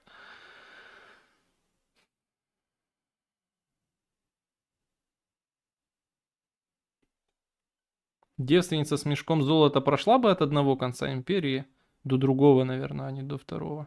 Сказала, что Стерненко крысанул общак.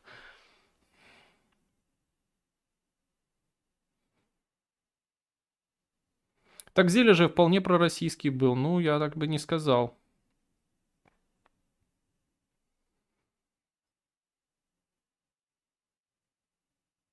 Ты міг ходити в Чечні в шортах? Я не знаю, у меня и шорт нет вообще. Как только произойдет рухнум, Севка утонет в гражданочке. Может такое быть, не знаю. Не знаю, что тебе сказать.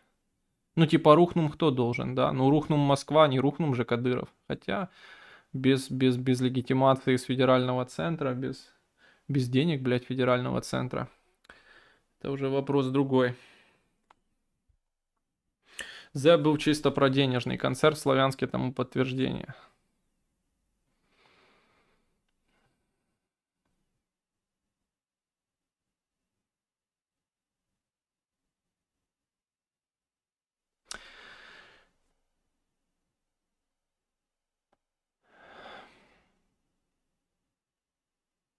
Там все, у неї прям істерика була. Подивись в мережі, подивлюся. Ви думаєте, це не фейк? Добре, я подивлюсь. Хуже, он был рэпером, но это мы знаем. Там, кстати, недавно какой-то у него вроде, ну как он сам говорит, откровенное интервью вышло. Ну, наверняка говно какое-то. Добрий піздень. Я завжди розумів, що зараз такий час, що, можливо, навіть існують геї в космосі. Це може бути іншопланетянин з привітом по типу кохає чоловічого іншопланетянина. Ми проти цивільного кодексу. Ну да, бо там є неточні формулювання на цей рахунок. При этом во многих городах стран первого мира, особенно в Европе, девушкам после 23:00 лучше самой не выходить. До 22, ну понимаешь, есть проблемы. Ну, хотя я не знаю, везде ли, да. Может, есть европейские столицы какие-то, где нормально, не знаю, Будапешт там какой-то, Прага какие-то более адекватные. Ну, мы понимаем разницу, да, Россия довольно полицейское государство, ну, хоть какой-то плюс у этого должен быть, но, наверное, вопрос какой-то безопасности. Ну, такой обычной, самой гражданской. В этом смысле-то и в Украине охуенно, ну, в плане, если не брать во внимание комендантское время и так далее, то сейчас в Украине, в Киеве, блядь, наверное, нет небезопасных районов. Ну, по крайней мере, даже до войны я был в разных спальниках Киева, депрессивных. Ну, это депрессивные места, там торчебосы ходят, но там в целом безопасно, тебя там не убьют и ничего такого, да.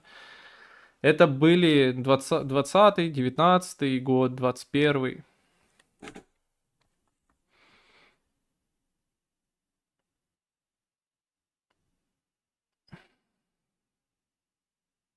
Онлайн вирос. Поздравляю себя з виросшим онлайном. А що ти на Кавказі робив? До бабки їздив. Мой родич перевозил. Мой родич, родившийся в начале 90-х на наших улицах, тогда не видел такого трэша, который описывал в Берлине сейчас. Іншепотянин.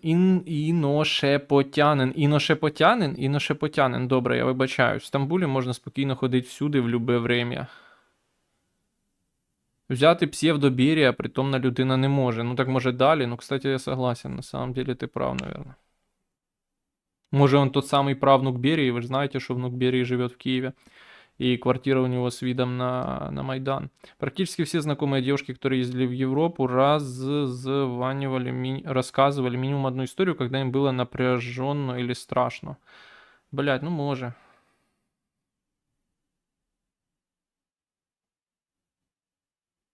Помню, как на Борщаговке нас... Ну, бля, Борщаговка, кто скажет, что это нахуй опасный район? Помню, как на Борщаговке нас отпиздили в 15 году, просто сзади 3 чела накинулись и начали пиздить. А ДВРЗ спокойный район, не знаю, у меня произвел вид спокойнейшего района, реально в том смысле, что очень спокойный, но очень тихий. Ну, мне кажется, сейчас в Киеве, блядь, ну я не знаю, там ментов столько, ты их чаще видишь, чем все остальное, да.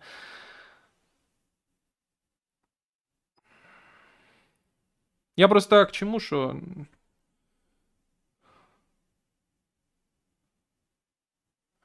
З был чисто про денежный. Голубой огонек тому подтверждение. А как же вот этот Наполеон против Ржевского?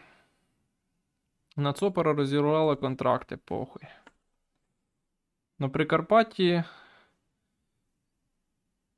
били та принижували мобілізованих, ладно. Это бывает, но в целом це перегибы на местах. Копропаті на Бладхаті, новий копрофільм Володимира Кріязі. Ну, блин, да.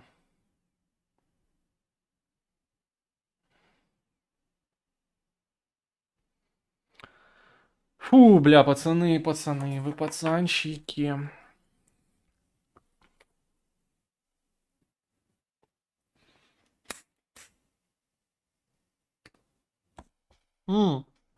Я, кстати, написал маргиналу про Хесуса АВГН. Удивительно, как такое возможно? Да.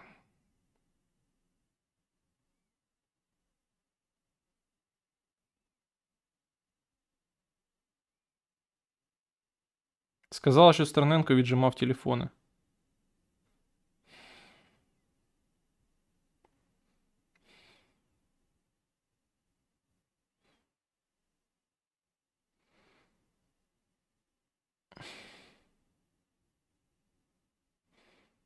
Да, я сам сейчас в Германии, то это пиздец, конечно. Особенно, когда фрилансер. Легализоваться тут ад. Так что просто на пособии сижу. Ну, можно же куда-то, наверное, в другое место переехать, правда? А, можете приезжать вот в Украину. Ну, я шучу, конечно, это прикол.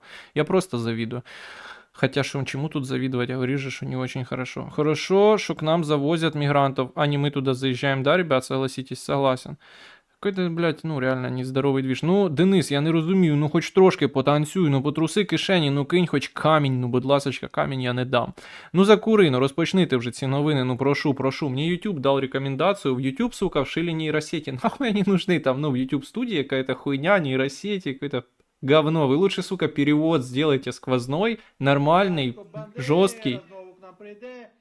І за собою би нас поведе. Буде Україна вільна, буде ненька самостійна. Пока счета не заблокировали. Спасибо за 200 гривен. Чтобы просто люди с любой точки мира могли включить мое видео, да, которое я записал на русском языке, и посмотреть его. Без всякой хуйни. Нахуй мне в YouTube студии какая-то параша. Я нажимаю, как улучшить ваш контент. Он мне говорит, да, контент классный. Было бы только здорово, если бы новости были в начале, тогда вырастет удержание. Не, это классный, конечно, совет. Но мне бы было вот то лучше, например. С маргиналом, да, что-то не очень хочу. А что ты написал про Хесуса? Хочу Хесуса. Я хочу Хесуса. Чтоб постриг свою башню. Пишут. Стерненко доручав у правому секторі. Були в 90-х бігуни в Кривому Розі, майже як зараз моментами на старих дорожках, так сказати. На старих дрожжах, так сказати. Що вам сказати? А що хуже, 90-е или сейчас? Напишите Хесусу, напишите.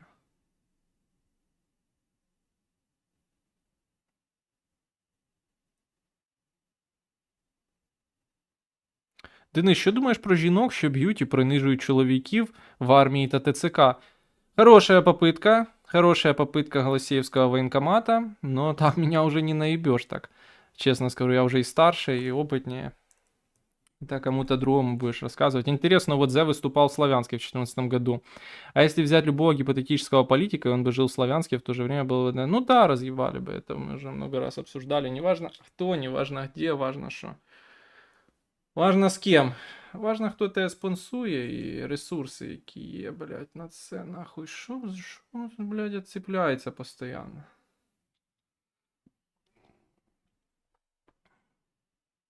Помню видос, где Хео смотрел видосы про ТЦК и говорил, что это все фейки. Ну так это же правда фейки. И ржал. Ну да, я так делаю. Ну, блядь, я так делаю, реально. Мне кто-то скидывал пост, где там ВКонтакте пишут, что вот X-Men сидит, смеется над бусификацией и так далее. А что мне, блядь, плакать или что?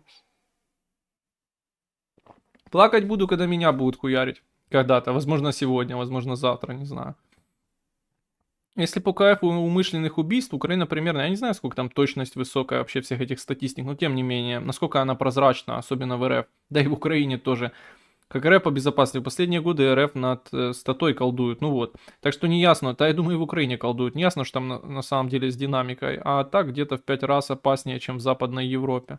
Ну, ты знаешь, я к этому всему как к вещам каким-то относительным отношусь. Да, я понимаю, почему в РФ безопасные города. Понимаю, на чем держится эта безопасность. Понимаю, почему в Украине относительно, если игнорировать какие-то обстоятельства. Например, что тебя могут тут хуярить в бусике до полусмерти. Да, то тоже, типа, на чем держится эта безопасность, чем они ее повышали там во времена Авакова. Почему в Киеве, как мне кажется, на тот момент любой район был безопасный, да. Ну, не было района, где, ну, не стоит появляться вообще. Ну, люди, типа, уходят, не хотят слушать пиздеж про кино, потому что пришли слушать про политику. Так объясняет это нейросеть Ютуба.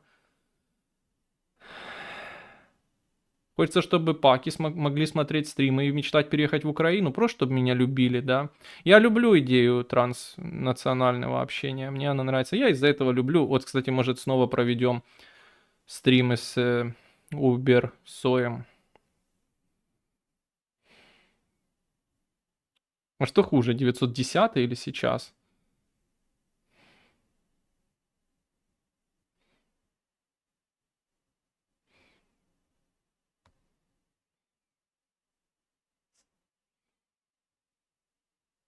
Кстати, интересно, что и Google нормально переводит даже сленг, а на YouTube не могут автоматически до сих пор допилить. Да, но вместо этого кучу другой хуйни.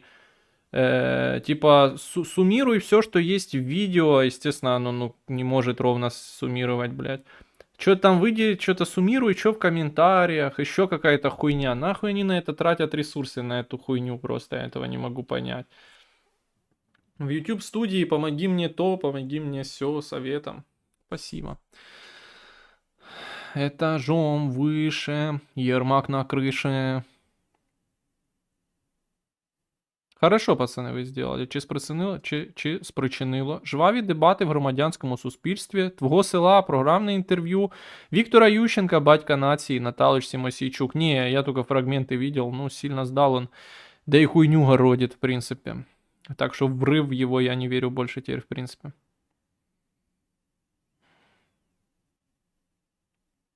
Представь, что в столицах Европы телефон могут вырвать прямо у тебя из рук. Я тут давно таких историй не помню. Последний раз про такой грабеж слышал в 2010 году. Ну ты видишь же, да, что тут свои минусы есть. А так, конечно, телефон из рук в Украине не вырывают. Таких историй не знаю. Но знаю, что ромы могут вытащить из кармана, если зазеваешься. Вот.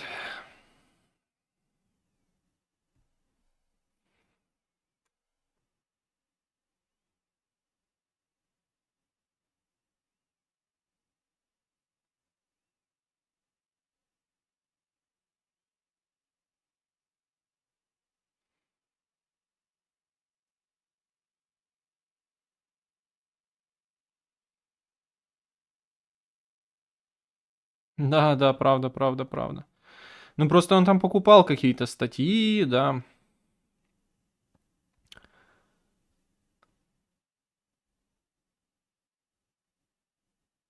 Я не буду отвечать про мужський секс. Кожен час охуєнний, і розумієш, це тільки постфактум, коли в більшу пизду влазиш. Нема сенсу порівнювати. Треба бути в потоці тут і зараз. Ну, як вам сказати? Не знаю. Ну, сейчас важко бути в потоці, реально. Сейчас надо, ну, или гнидой полной быть. Не, ну реально, чтобы сейчас себя чувствовать комфортно, надо реально быть гнидой. Ну, прям настоящей. И идти на конкретно жесткие сделки с совестью. Ну, чтобы чувствовать себя комфортно, подчеркиваю. Не просто что-то, а чтобы именно чувствовать себя комфортно, блядь, тебе прям конкретные надо вещи такие сделать.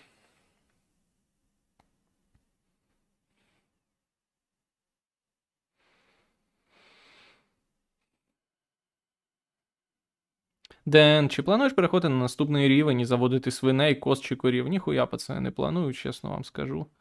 Даже тому, що єсть, я лади дать не можу.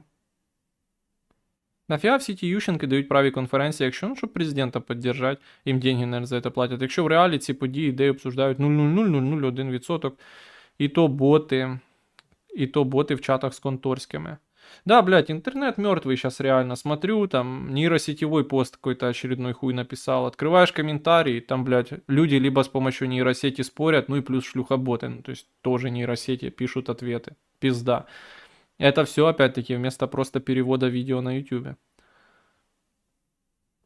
Да, завести корову, 6 дітей. З ким я з тобою 6 дітей заведу? 6 дітей найди, блядь, дуру, яка тебе 6 дітей наклепает. Только не переселенку, блядь, квадратну, а... Или таку жорстку синявку, як кажан.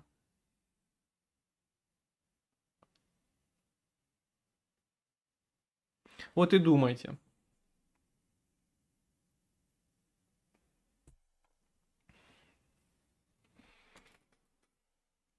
Дионис, вот сегодняшнего Ющенко ты всего еще может нормально воспринимать, исходя из его высказываний про язык, народ, не сдачу сантиметра украинской земли врагу и прочее. Не, ну мы говорим о нем как о прошлом президенте, как типа о каденции президента тогда, когда я к нему нормально отношусь, или как к сегодняшнему. Но он все так же остался стильным, но то, что он говорит, ну, я с ним не согласен, если ты об этом. То, что он говорит, хуйня. То, к чему он призывает и требует, пропагандирует, оно тоже хуйня, потому что ни он там, ни его дети не планируют за это умереть. Понятно, что если это самое, то тяжеловато будет это родное село свое сохранить, да, под Киевом, которое он выкупил целое. То есть тут еще и такой как будто бы интерес детей своих он поотправлял учиться по заграницам. Сами они на украинской мове с акцентом размовляют, потому что они уже на английском все время общаются. О чем речь вообще?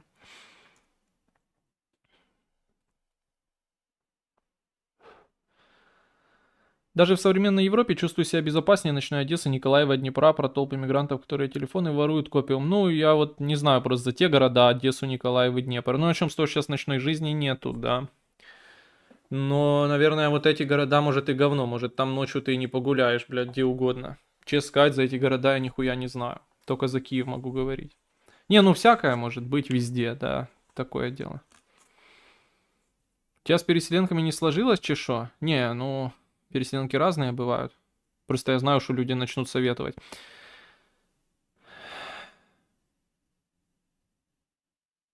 Я видел, да, недавно женщина общался в ТГ, в итоге скинула что-то с показом за звездочки и написал, что мне 14, и она игнорить начала. Я видел, да, это разбивает сердце.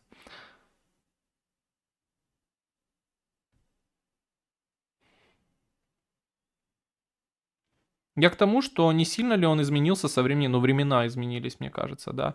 К тому, что не сильно ли он изменился со времени своего президентства, и сейчас его уже воспринимать адекватно сложно. Но я не знаю, сильно ли он или не сильно изменился, времена точно сильно изменились, ну и то, что он говорит, мне кажется, адекватно воспринимать сложно. Просто понимаешь, то, что люди у власти говорят и продвигают, тоже воспринимать сложно, оно неадекватно тому, что происходит в стране, и то, куда она двигается, да, оно не соответствует ему, неадекватно буквально. Поэтому тоже, насколько это реально легитимное обвинение, я не знаю.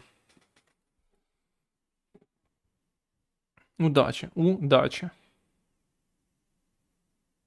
Разве при пчеловоде не было самого крупного разоружения среди всех президентов? Ну, было и было, что теперь? На то были свои причины.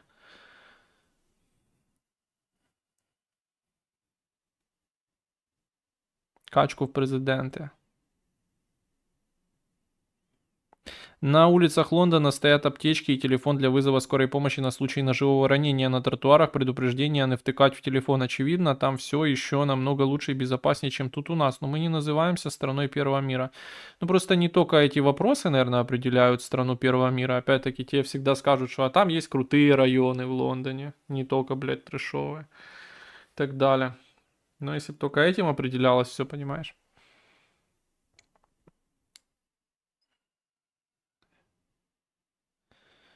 Я просто не знаю, ну ты сейчас понимаешь, как сейчас, на сегодняшний день, да, может это более актуальная дискуссия была до войны, но как сейчас люди живут. Они сейчас, блядь, там выходят в магазин, как в последний раз. Ты не знаешь, что с тобой будет, кого ты встретишь на дороге, за рулем, что с тобой будет, чи не захуярят тебя до полусмерти. Они там отправляют геолокации, ну, транслируют, пока на улице двигаются, чтобы знали родные, где они, где их искать. Вот, ну, я хуй знает.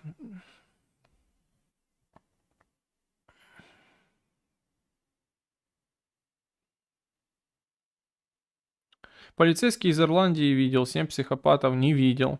Вот. Но это немного не тот тип юмора, что ли.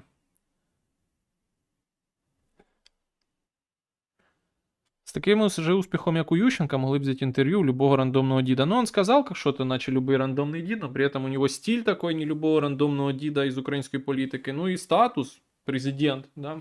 Их не так много в Украине, этих президентов вообще. Нормальних людей більшість. На спецом на хуйню заточують ефект сильної машини. Навіть в армії охуєнно можна жити, але, на жаль, не всім. Більш швидше розумієш, є люди, які взагалі досі не в курсі ситуації. Ну, понятно, що нормальних людей більшість, но... Просто як це, ну, іменно вот жить комфортно в потоке, мне кажется, все равно сейчас, ну, реально тяжелые вещи надо делать какие-то. Про Ставрополье ты, наверное, имеешь в виду случай с бандой Цапков. Аж не на Ставропольщине, нет, была? На Дону где-то, по-моему, была, нет? Не, я про Ставрополье, про этнический какой-то у них там конфликт с чеченцами или с кем-то. С какими-то горцами. Чему не берут интервью в Кучме? Он их, наверное, не раздает. Он бегает с палками по Каннах или где-то. Ну, короче, какой-то город на берегу, сука. Какой-то город на французском. Средиземноморском побережье. Денис, ты чаив, ты раків або крабів? По-моему, уже отвечал, что не ел на прошлом стриме буквально. Так он же не у власти уже, а частное лицо. Мог бы по-другому уже вещать. Ну, может, он и думает такую хуйню в натуре, как проговаривает. А может, ну, это же АПшный канал полностью. Ну, в смысле, Масейчук АПшная мыша и продвигает АПшную всякую хуйню. К ней всегда АПшные кони какие-то ходят на кормушке. Может, ему реально там платять за піар этой всієї хуйні, я не знаю. В мене декілька знайомих, які переїхали в Лондон і навіть Марсель. Ніби по статистикам небезпечні міста, але знайомі живуть, кайфують. Я не знаю, ну говорят, что ну очень много наших людей разных переехало в Барселону. Говорят же, что охуенно небезопасный город, разве не? И там этнически сложная в нем картина, скажем так, мягко обтекаема. Дохуя людей переехало, живут.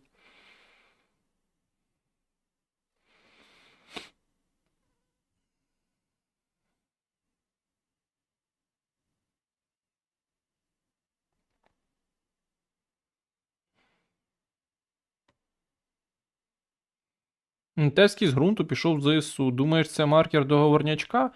Ні, я думаю, що це маркер якоїсь, ну, поваги, да, хоть какой-то, в том смысле, что они, ну, такой хотя бы метод выбирают. Я думаю, что человек, который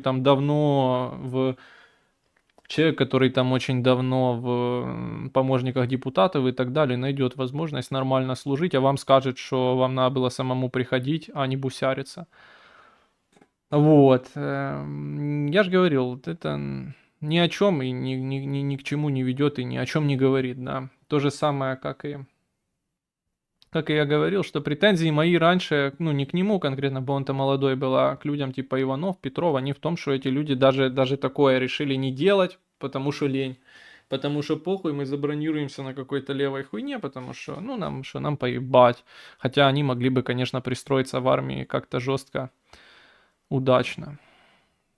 Якась болгарська бімбо-соска перемогла на Євробаченні, як ставишся. Блять, не дивився, знаю, що перемогла Болгарія, ніхуя би там не знаю. Знаю, що мені мокрая травка письку щекочет волосы, лицо щекочет распухнастилось почему-то. Он пошел связистом, если что. Бля, я не знаю, как он так пошел, куда пошел. Кто, в смысле, Нотельский чи Иванов? Я видел, что Иванов там взрывается, все на мобилку фоткает. Бля, мы вчера с кентом прикинули, у меня, ну, оказывается, большая часть знакомых, кто попал на фронт, все получили уже ранения, причем очень такие тяжелые. И у кого-то там в пикап попал в FPV, тоже попорвало всего и осколков много. У кого-то от каба осколки. Кому-то FPV ногу перебил, то пластину ставят железную. Короче, да.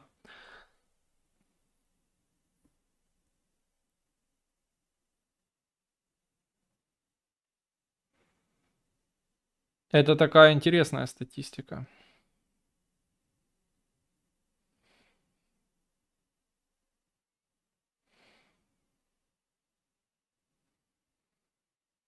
Денис, а чого ти не став помічником депутата? Ну так життя не склалося ніде. Я вообще щось не знаю, щоб я знав якогось депутата. Лично. Не то совсем, блядь, у меня реально окружение было, и совсем не в тех я был местах, чтобы стать помощником депутата. Вот и все, ничего не могу тебе сказать. Ну и слава богу, наверное, ты знаешь, ну и слава богу. Это все, чувак, не главное, я думаю, честно тебе скажу. Мне кажется, это все не главное. Зря ты пишешь сумно. Я думаю, это все не главное.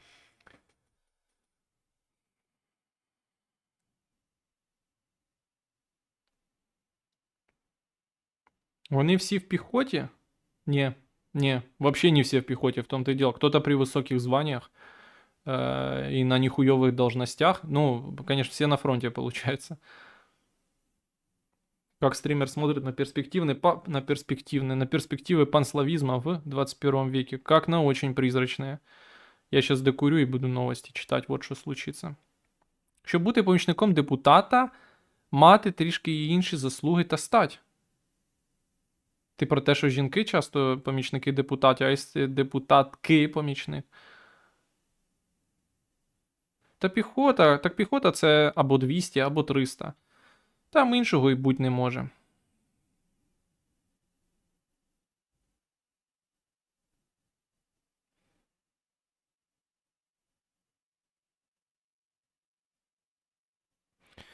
Будь бобр, расскажи о своих корнях. Кто у тебя с Кавказа, если я правильно понял, кто есть оттуда?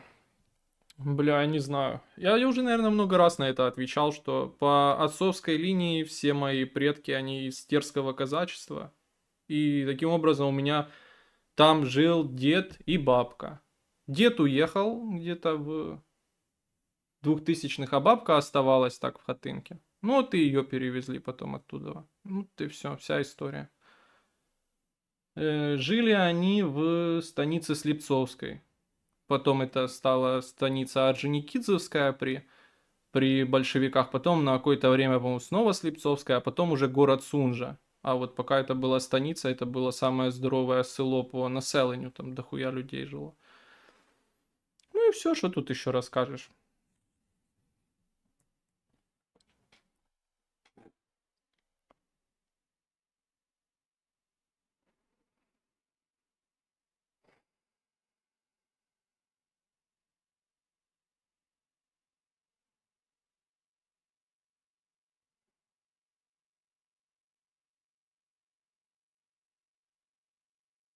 Могу ли я с усиком выйти на ринг? Могу ли я заниматься боксом на профессиональном уровне? Пионисий 100 гривен. Дякую за десятину. Спасибо. Денис, было бы 5000 тебе, но сегодня. Блять. Денис, было бы 5000, но сегодня у брата девушки был приступ эпилепсии, а у ее бати подозрение на рак, так что сам понимаешь, понимаю. Хай всі поправляються. У депутаток немає помічників, вони льви, та є у всіх помічники. Есть помічники даже у депутата Эльбруса Тадеева, да. Из-за этого, видимо, адвокат спутал и сказал, что Ермак был депутатом.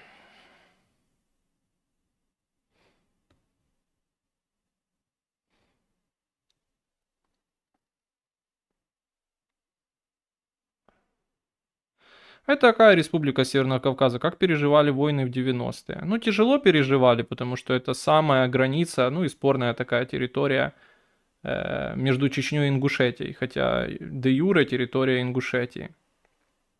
Ну, это такой был, блядь, тыл на самом деле уверенный. Ну, это звучит как бы дико, да, но на момент там первой чеченской это, ну, нейтральная реально, нейтральная территория.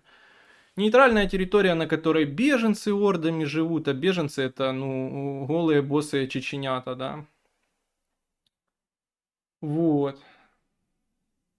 Ну и тыл такой, куда они там уходят на пополнение запасов, в смысле боевики, да, когда есть такой момент. Ну, правда, это сохранилось и на какое-то время и второй чеченской. Ну, в общем, это бесконечно сложная история в целом чеченских войн. Вот. Ну да, нужно сказать, что это территория Ингушетии, но населена преимущественно, ну, по большинству, наверное, чеченцами именно. Они себя хорошо отличают. Вот.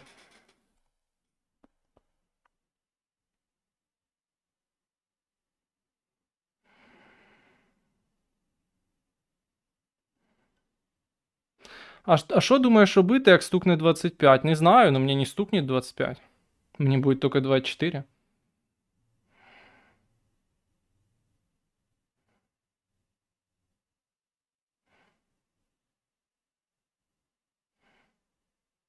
О, кстати, може я тут пропустил донат? Не, нихуя не пропустил. Тут тільки от Родіона підтримка. Подожди, а что это? Премьера на канале Немиря. Рискнет ли Лукашенко? Повышение ставок. Путина вызывают куда-то. На ковер, что ли? А, ну, наверное, к Си Цзиньпиню, да.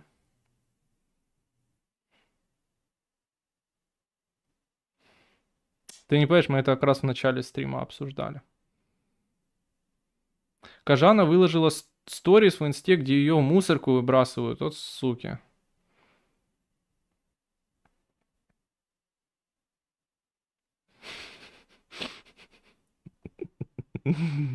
М. 2,4 з четвертинкою. 2,4 з половинкою. У мене знайома народилась у 80-х в Кабардино-Балкарії. Пішла замінити паспорт. Видали наші дебіли ID-паспорт з народженням в РФ. Буде ругатися з ними? Не знаю, а где должны были выдать? Все равно ж территория РФ была, да, как ни крути. А, хотя если в 80-х, то не РФ, тогда... Бля, Кабардино-Балкария. Хуй знает, тогда РСФСР, наверное. Не знаю, просто я понимаю, что Чечено-Ингушская была автономная, а вот это не знаю. Ну, например, оцей гладкий. Гладких чи гладкий? Гладких.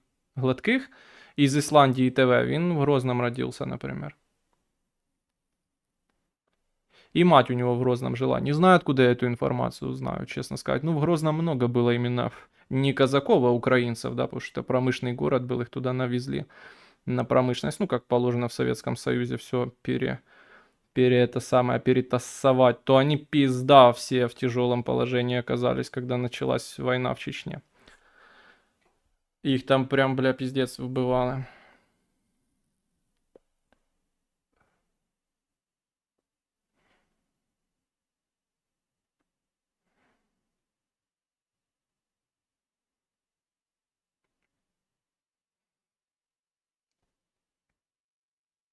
Там взагалі АССР була. Добре. Уже второй раз, блядь, что-то так часто все за стрим повторяется. Уже второй раз спрашивают: Денис, знаком ли ты с работами знаменитого украинского философа, но его представляли нам как политика, сегодня и диссидента Игоря Гофмана? Я уже отвечал, да, знаком. А что такое? Может, какая-то волна популяризации Гофмана, здесь он всплыл неожиданно в интернете, или с чем связано? Казаки и украинцы это разное? Ой, блядь, ну украинцы это вообще такая поздняя вещь, да, как осознанная конструкция. Младше все-таки казаков. Ну, что бы мы под этим не подразумевали, понятно даже, что там в случае запорожских казаков, ну и вот это и все, и там гетьманщины, даже там, да, казачье сословие от крестьянского населения Украины себя отличало. Это то, что надо сразу понимать.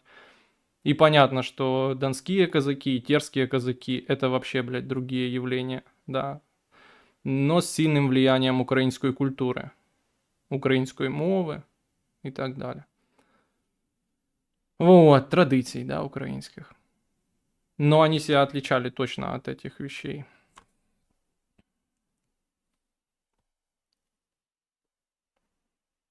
Почему перцы болгарские используют их в кухне во всем мире, а почему пила болгарка? Наверное, из-за Советского Союза. А сохранилась ли там еще казацкая идентичность на Кавказе? Нет.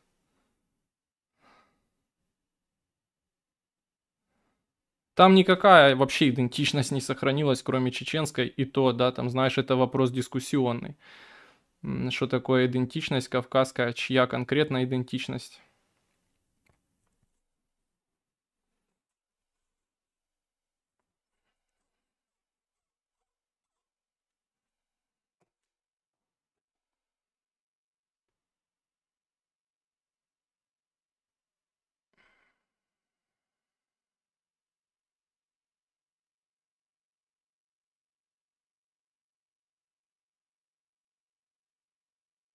Дивився фільм про генерала Лебедя, а він виявляється українець.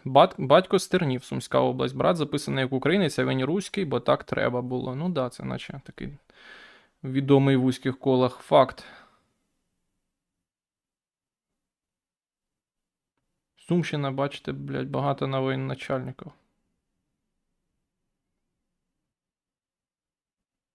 Бля, курить или не курить еще раз? Ну смотрите, чуть на дне кофе осталось. Ладно, давайте еще покурим.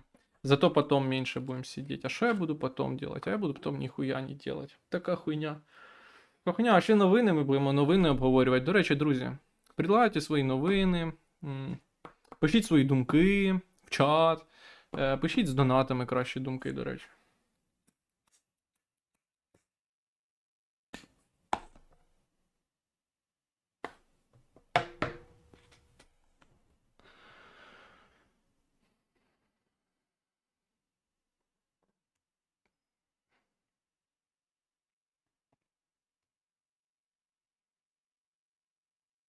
Ігор Гофман. Я знаю Ежи Гофман. Бля, что реально он Ежи Гофман, а не шо оба Гофмана, заставило задуматься. Денис, хочу взять триммер для покоса лужайки ProCraft. Хорошая фирма. Ну, звучит как обычный китайский хлам, бля. Не знаю, что за Я даже не знаю, что такое триммер. В смысле, это бензокоса или это электрокоса? У меня была электрическая на удлинителе. Это параша. Лучше чуть доложить копейки и купить уже бензиновую. Она нормально ебашит. Все, что угодно и где угодно. Ну да, громко и коптит. Но это... Такие минусы можно потерпеть, чем, блядь, электро-то залупа. Ну, конечно, смотря какие тебе площадя косить. Но мой двор, я там, блядь, усирался с тем электрохуйней той. Она у меня аж загорелась один раз. Реально. Походу там зробили Кавказьку Югославію, як єдиний совєтський народ. Не, ну не совсем. Там просто часть республик попала в автономию, часть республик нет. Но это тоже там разные периоды были истории. Як то и сериал «Сваты» и «Слуга народа», параша. Причем первая хуже, конечно, второго.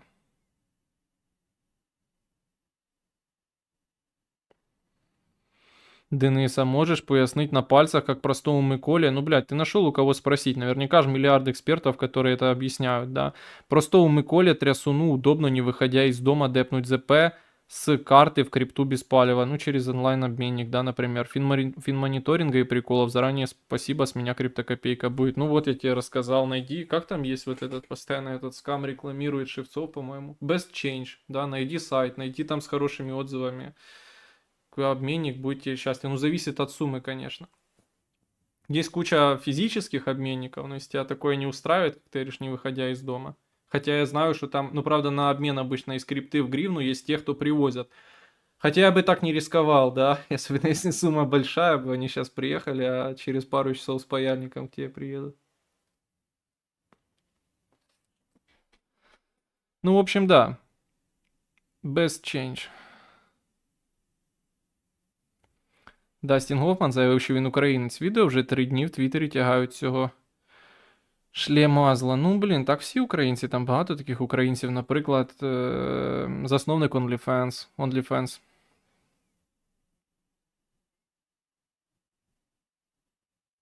Новина Кажану выбросили в мусорный бак.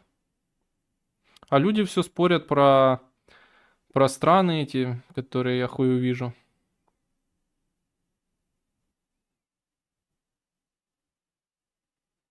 Best Change и на Байбите можно карту завести. Типа как банковская, только можно USDT пополнять. Это человек в чате пишет. Я за это не ручаюсь.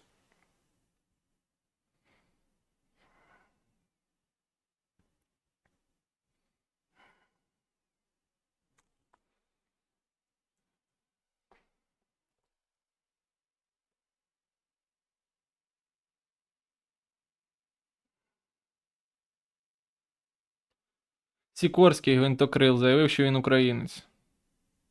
Bybit. Трасті. Binance. Ну да, ну я не знаю, чи можна вот это тут просто, ну це хуй знає, коротше, про це нічого не можу сказати.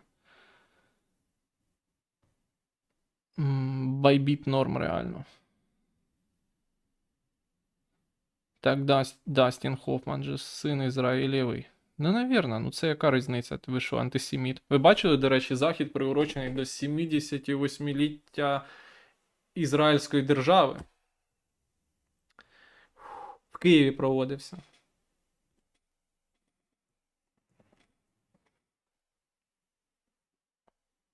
Странный вайб у него был. Вайбик.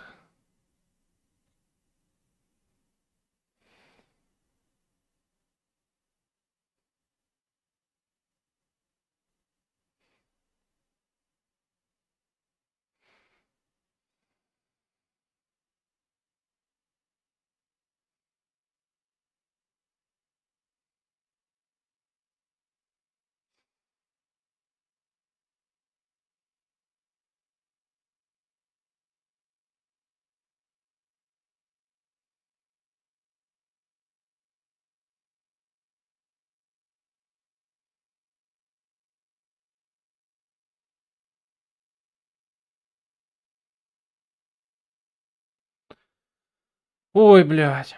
Ну вы, пацаны, даете.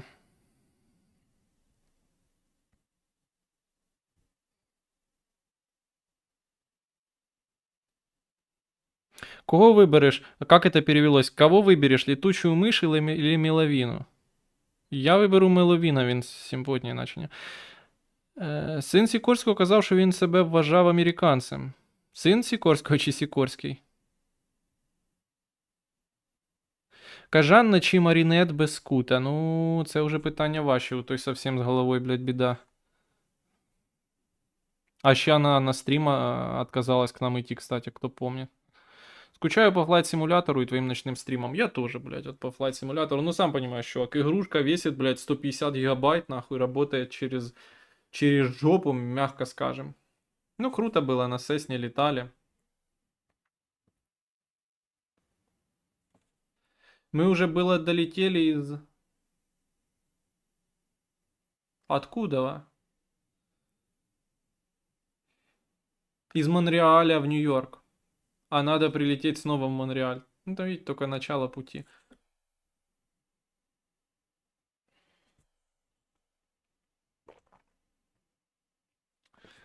Лежит у меня настольная книга Залужного. Вот, блядь. Не на Аляску я летел, пацаны. Я из Канады летел в Америку, а потом южнее, южнее, южнее. Триммер треба брати Бензо. Хітачі. Ніхуя себе. Ціна вище за китайця, но працює руками взагалі без догляду. Бля, у меня, походу, Дніпро М бензокоса, кстати. А, не, или нихуя, просто цветовая гамма похожа. Мне якась така вот украинская фирма, оно сделано в Китае, оно все одинаковое, только шильдик переклеенный.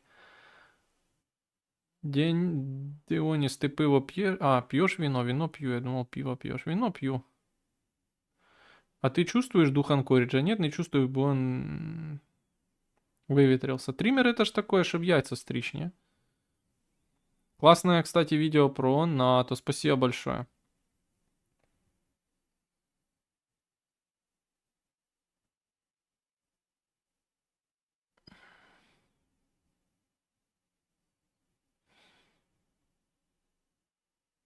Это опять как зэки анекдоты по номерам, так и у нас, блядь, видео, которого нет.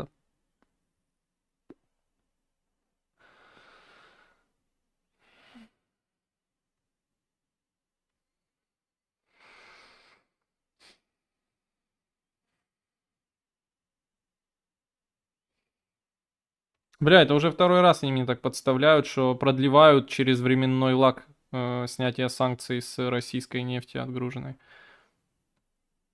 Шакали. Новини ще будуть, тут нехуй терять. Сейчас будуть новини. Ось докурюю Бенник, блядь, і та-та-та-та-та. Да, блядь, вот так.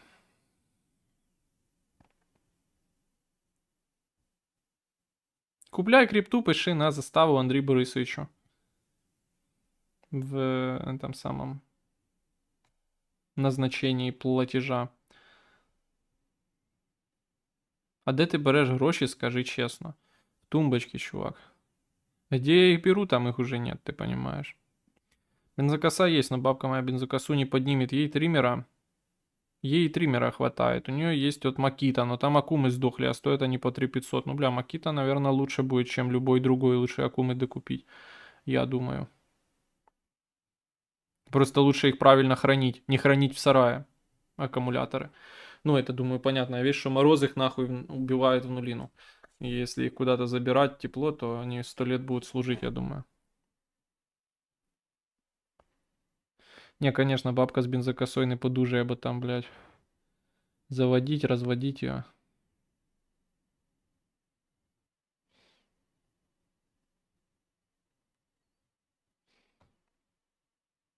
Заправлять, мішати бензин, це геморрой большой. Сікорський розвинувся за 60 років в США і був певний, що якщо і впаде, то точно підніметься і про це писав і казав в інтерв'ю про те. Не, я думаю, что да, ощущали. Это не единственный такой конструктор. Блять, это не единственный такой конструктор. Какая фирма построила самолет Thunderbolt? Да, там тоже был какое-то время какой-то грузин конструктором.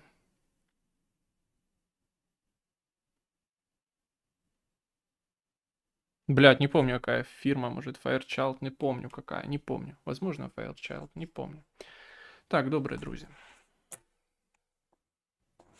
Завести бензокосу, це треба Геркулесом бить. Возбудить, в смысле, да. Возбуждаю в бензокосу. Так, друзі, добре, давайте до новин. Заканчиваем кринж отставить.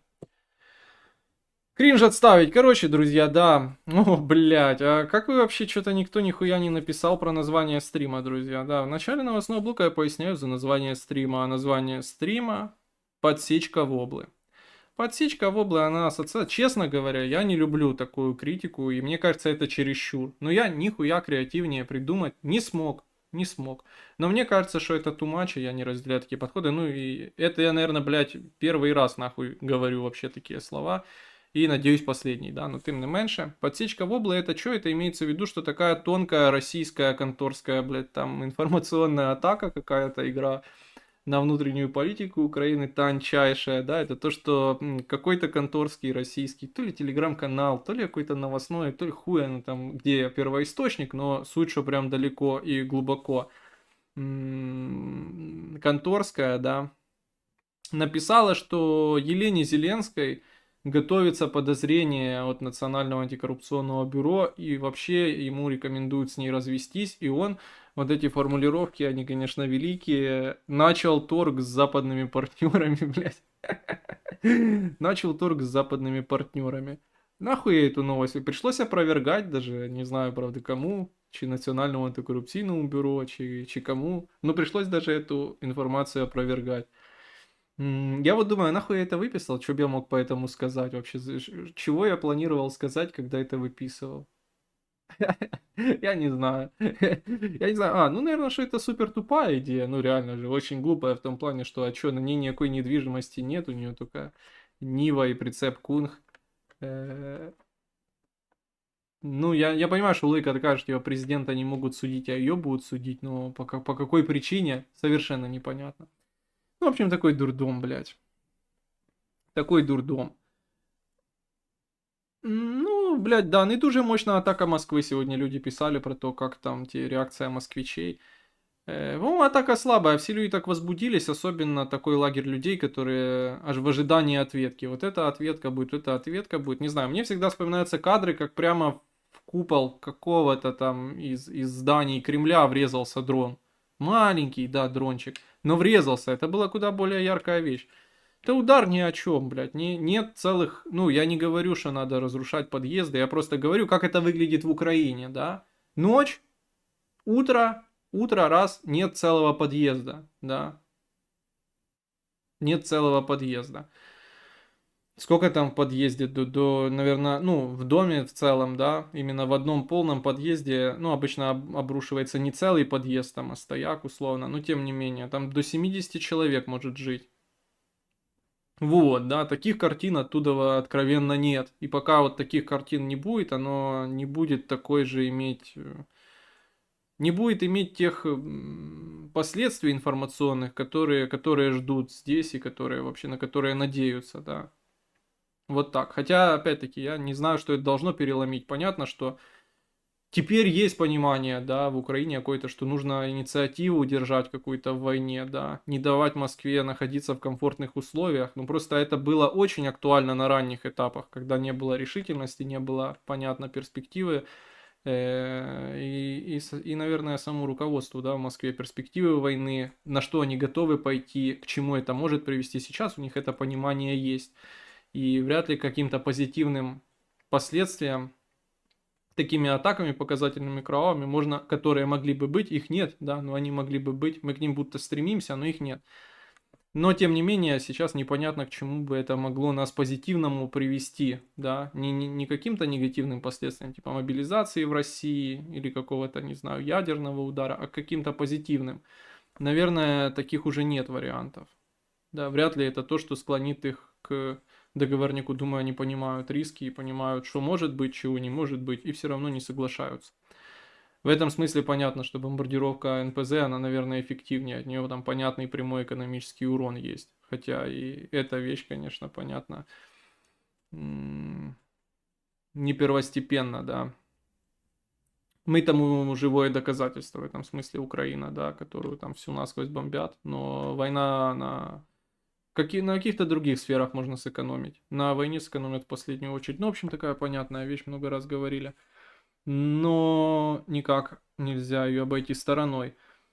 Ожидаемо собрали заставу Ермаку. Ну, мы как бы это понимали там еще и в пятницу, что соберут, просто в выходные придется посидеть. Ну, посидел, вышел. Ничего особенного пока что, ничего интересного. Что будет дальше? Ну, в смысле, ну, наверное, не убежит, потому что если бы хотел убежать, убежал бы раньше. Зачем ждать все эти подозрения и так далее? Наверное, будет сидеть, будет бесконечный суд, там идти бесконечные разбирательства.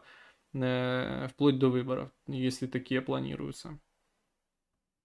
То тут, в принципе, без интриг каких-то.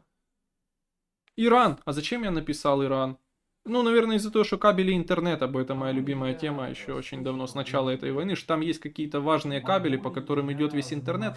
Можно долго фантазировать, что там будет, будут ли они отправлять шахедов на торпедах, шахидов, да, на торпедах, которые будут ими управлять и плыть в кабеля и взрываться.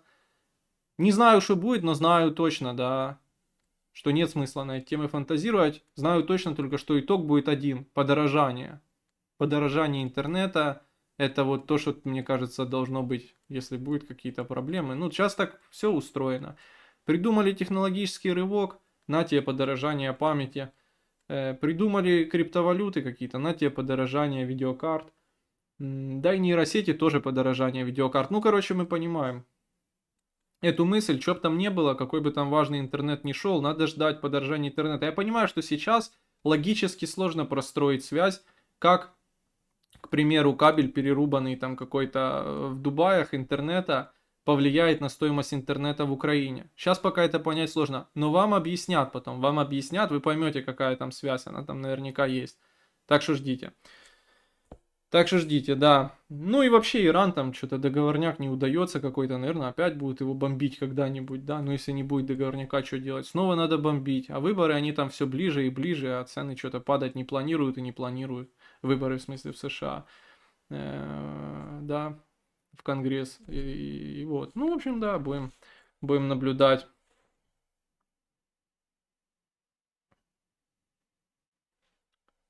Митинг прошел крупный, незамеченный в средствах массовой информации. И да, речь даже не о гей-параде в Одессе. Где участковый, он на гей-параде. Речь даже не о гей-параде в Одессе, а о другом подобном событии в Киеве. Антимигрантский митинг был, видел. Пугает, пацаны, та идея, что, блин, так, ну это прямо же по российским лекалам, что вся антимигрантская вот эта идея, мигрантов еще нет, блядь, массовых никаких, да, там, за них каких-то ромов выдают, ну понятно, какие сейчас нахуй в Украине мигранты, в ней пиздует война и экономический упадок, да, какие нахуй мигранты. Ну тим не менше. Мигрантов еще нет, но конторская движуха антимигрантская уже присутствует. Всю антимигрантскую залупу полностью с ног до головы берет на вооружение насквозь конторский движ, да, там правый, АПшно-конторский. Пишут эти даже новости про огромный наплыв страшных мигрантов, тоже АПшные, блядь, насквозь телеграм-каналы. Ну ладно, хорошо, у них может рыночный интерес, хотя вряд ли он превалирует над политикой, да.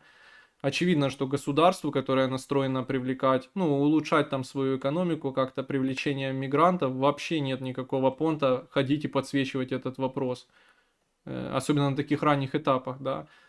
Какой-то тут сложный умысел.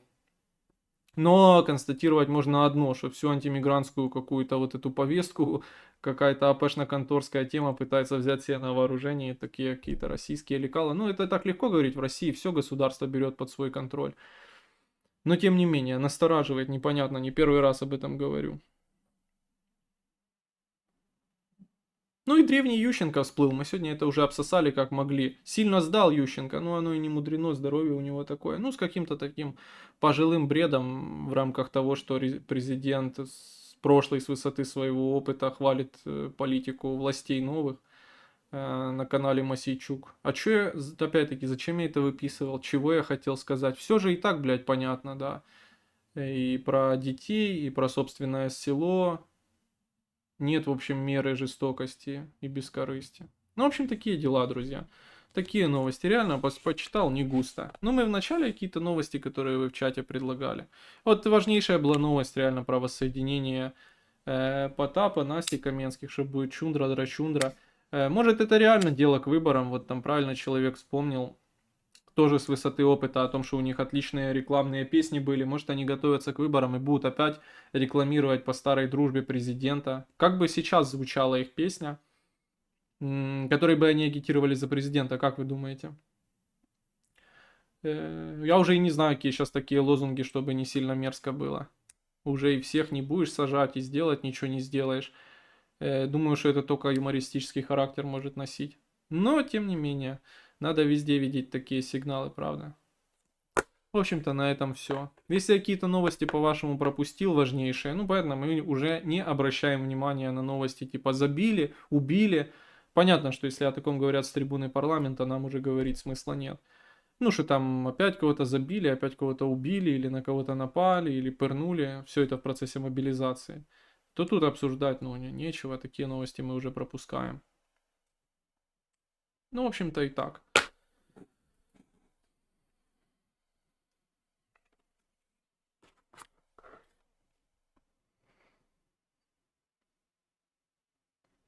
Какие любимые песни у Дорс? Все люблю. А любимый альбом у меня пластинка есть Моррисон Хотел.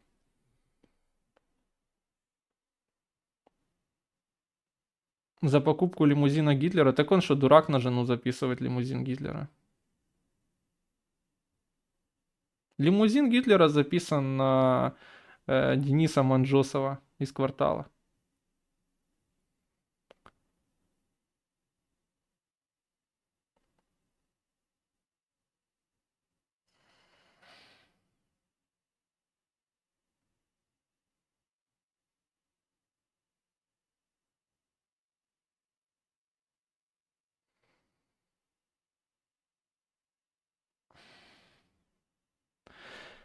Білорусь обмежила доступ до лісів одразу у 19 районах біля з кордоном з Україною, Польщею та Литвою, екс-заступник голови СБУ Ягун. Обмеження можуть використовувати для прихованого переміщення військ. Серед можливих сценаріїв загроза на Волині, райони Рівненщини біля АЕС, тиск у Сувалківському коридорі або просто відволікання українських сил без наступу. Слабее льва и тигра. А вы слышали, да, кстати, что министр иностранных дел, бывший Кулеба, да, который по вот этим мастурбаторам, да, сказал, что наступление с Беларуси точно будет, вопрос только времени и направления. Ну, я с ним, кстати, в этом согласен. Понятно, что если война продолжится, все будет. Ну, может, кроме ядерного удара, то понятно, что будут и там наступать, значит. Это такая вроде логика простая.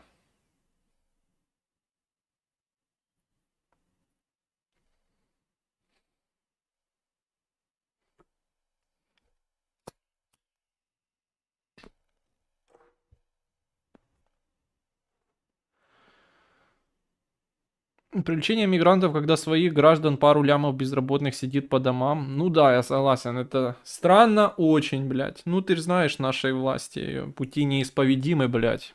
Пути неисповедимы. Денис, так ты за мигрантов или против? Я чуть запутался. Против. Ну, то есть, к самим мигрантам я отношусь нормально, но я против их завоза. Ну, сейчас, потому что я против рабства. В будущем, потому что это будет создавать нерешаемое потом социальное напряжение, да. Очень все просто. Но, опять-таки, это там полностью складывается с моей позицией по войне, по всему. Но просто реальность такова, конечно, что если так все будет продолжаться, то без этого никуда. Потом будет, да. Ну, что тут сделаешь?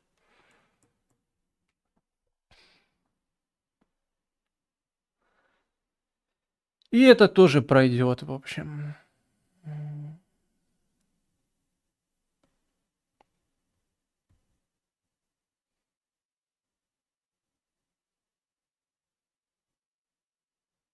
Пропустил новость про то, что Кажану и Бака. Не пропустил. Мы ее на прошлом стриме обсуждали, но мне сказали, что это фейк. Не, ну Иванов это одно, а Железняк это совсем другое.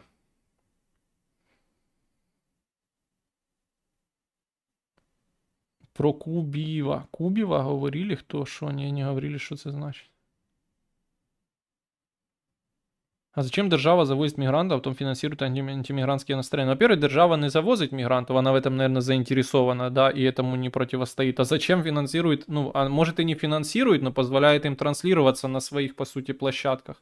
Вот это для меня загадка, чувак. Я не знаю, в чем она кроется. Ну, то есть какая-то есть явно идея по мобилизации быдла вокруг этой идеи, да, типа что, ну, как эти хуцписты, маланцы видят украинский народ. Все-таки шовинистичное быдло, это понятная точка сборки, да, точка мобилизации для народа. Я думаю, они это так видят, поэтому это продувают, да. Ну, и какая еще может быть логика? Нахуй псам, да, совершенно верно. Я не знаю, просто, ну, вопросы тут вызывает экс-заступник головы Ягун.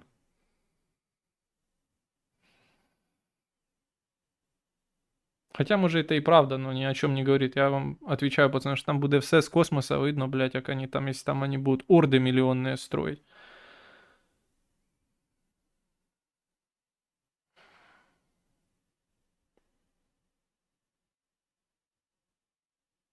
В АКБ лимит по кількості циклів зарядки. Ну да, но думаю, что у таких аккумуляторов он, наверное, очень большой.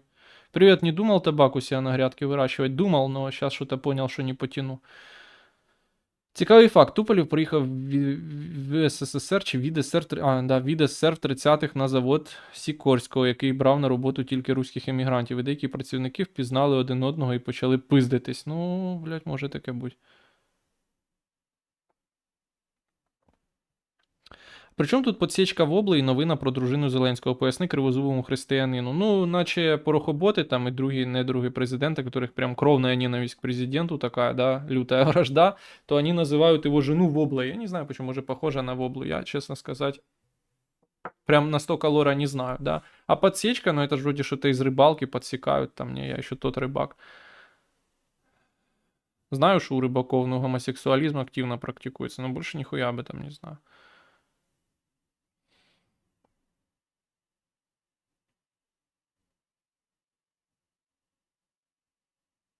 Дунис, а в тебе на окулярах оці очі намальовані, чи вони прозорі? Цікаво, якщо зняти окуляри, то очі пропадуть. Так я ж без окулярів стрімив, коли їх роз'їбав. Чи тикнув би ти в кажан, бо бачив те нещодавно на гей-параді в Одесі? Що я там забув? Ну, на гей-параді, або це моя така позиція, а ні, не тикнув би. Ну, бо це ж вещі несовмістимі, гей-парад і це. То у тебя в селе нема мигрантов. В Киеве уже вовсю метро оккупировали, причем разных цветов, что мы, конечно, не одобряем. Ну, может. Я в Киеве давно не был. Но, правда, когда был, еще до войны, они уже были, но, правда, в очень малом количестве. Ну, например, сирийцы, да. Ментурія по тій же схемі вирощує свій актив. Один в один калька від русні, та да.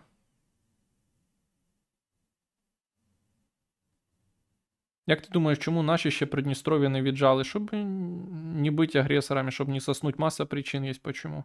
Нет. А вобла это отсылка на ее спич про скумбрию по 8 гривен. А, может, видишь. Не углублялся никогда в эту тему. А сколько там из всяких Индий шпигунов могут? Да, это, блядь, главная проблема, что шпионов могут из Индии передать. То, что их тут нахуй миллион там на должностях сидит. Я сьогодні такого афрокозака в метро бачив, в костюмчике и в шляпе, ну чисто джазовый музыкант. Бля, надо было узнать, что он так одет. Ну, может, джаз. Так почему тогда критикуешь антииммигрантские митинги, если совпадает с твоей позицией? Потому что они нахуй насквозь конторские, а вот это настораживает, да. Ну, там ничего хорошего оттуда исходить не может, если у государства будет позиция, а она будет, да, по завозу мигрантов после войны, то, ну, что-то ждет там плохое. Всех посадят, кто там отметился. Или еще что-то.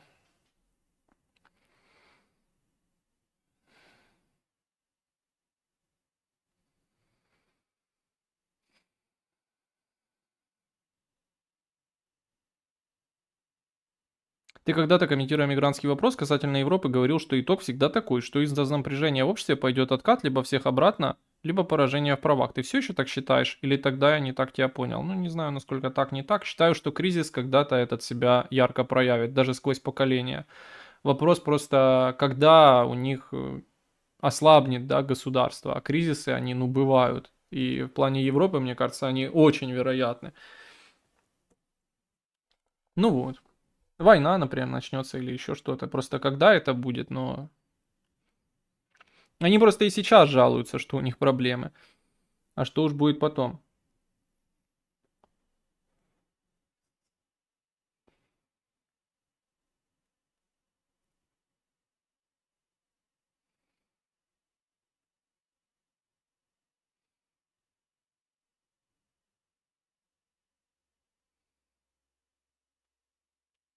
Не, ну что спросить за шмот? Надо было сказать, вау, вы прекрасно выглядите. Расскажите, почему тебе так интересно стало. Нахуя сразу так? Бачите, как у вас мозг, блядь,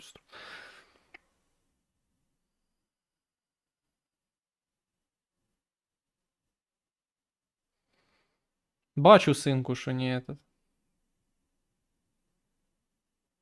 Через поколение они превратятся в новиопичи тех же. Да, да, будут спевать Марсельезу, только, сука, правда, цвет, да, останется у них такой, как был, и, вероятно, вера. Мы это просто уже много раз, бля, это такая тема, уже это когда-то еще очень давно обсуждали. Так как-то получается, да, что, например, в исламском государстве многие люди были мигрантами из Европы. Ну, я не знаю, можно это назвать мигрантами, приезжими из Европы. И так получается, что они там как бы не приехали в Европу, да, это их родители приехали в Европу, сами они родились в Европе, и как раз в силу того, что не нашли себя, ну, скажем так, реальность расходилась с их ожиданиями их статуса социального, достатка и так далее. Тебе надо вулиці мести, вот, или заниматься криминалом, или ты уже в него вовлечен. Это привело их, в общем, в итоге к исламскому терроризму. Не знаю, по какому ключу, да, по религиозной линии, ну, в смысле, ислама в Европе. Ну, как-то оно сквозь границы работает. И это наталкивает на мысли, что все чуть сложнее, да. Мало просто из семьи мигрантов родиться во Франции, и ты уже сразу начнешь петь Марсельезу. Нихуя это так не робит. О чем мы говорим, когда мы с вами, блядь, живем в Украине, где, ну, абсолютно просто один общий народ с минимальными какими-то отличиями, но и здесь есть проблемы, связанные там с языком, еще с какой-то хуйней на таких тонких линиях, хотя, казалось бы, куда уже ближе, ты, блядь, такие близкие народы, хуй где найдешь, будешь искать, хуй где найдешь. И то все не гладко. Что уж говорить о таких вещах, да, при том, что тут понятно, что все 700 раз ассимилировано, все общее, давно переорано Советским Союзом насквозь. И так далее.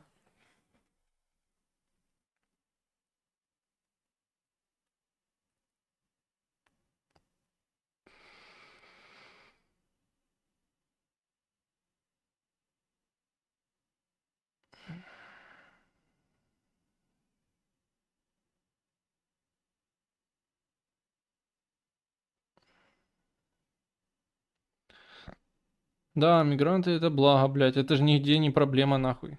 В этих многонациональных странах, ну в смысле, что они многонациональные, это никогда не их проблема, действительно. Это всегда их плюс.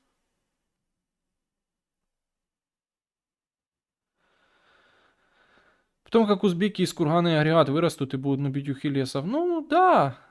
Ну, просто мы же понимаем, что этих узбеков просто мало. Были бы это не советские узбеки, и жили бы они массово здесь, то это был бы совсем, блядь, другой разговор.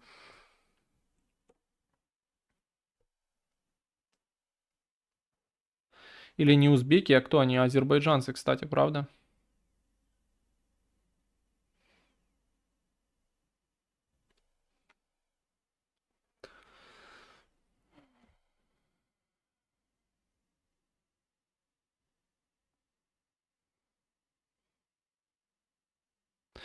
Ну, відбудеться культурне збагачення. Трохи потемнішає українська нація, зате дітки будуть більш здоровіші і красивіші. Ну, поки ти ми живемо, може це і не так погано звучить. Бандера знову к нам прийде Де? і за Собою собою бій нас поведе. поверне. Буде Україна вільна, буде ненька самостійна.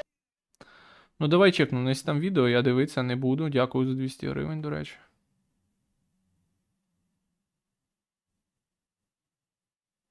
Проїзний за 4875 гривень у Києві це дорожче, ніж проїзний у Варшаві та Відні.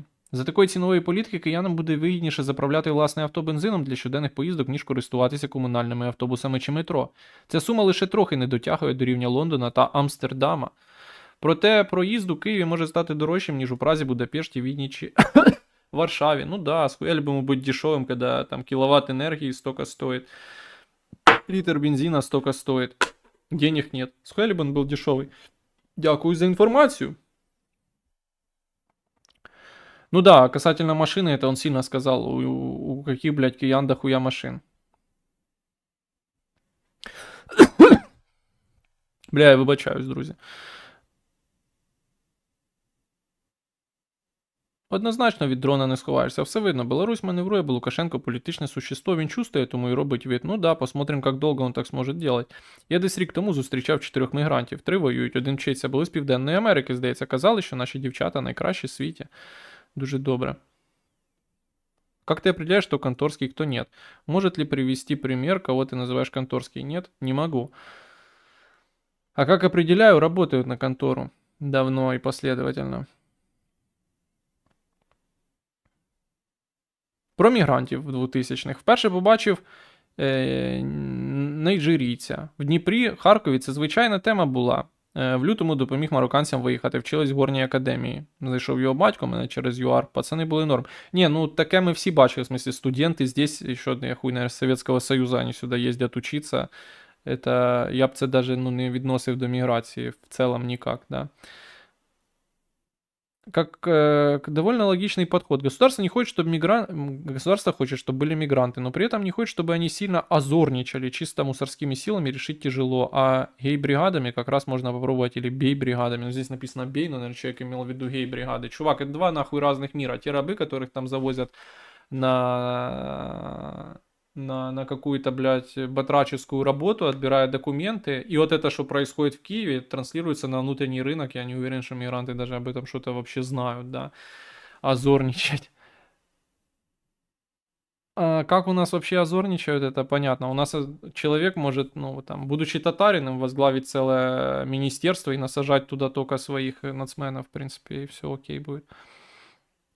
В лютому 22-го наші перепугані не хотіли їх брати на потяг. Я пам'ятаю такі історії, хоча й були ексеси з іншими народностями. З нашими також буває, але те, що вони тут вчились, це великий плюс. Ну да, було таке, ну, наверное, це вже ушло навсегда, я так думаю.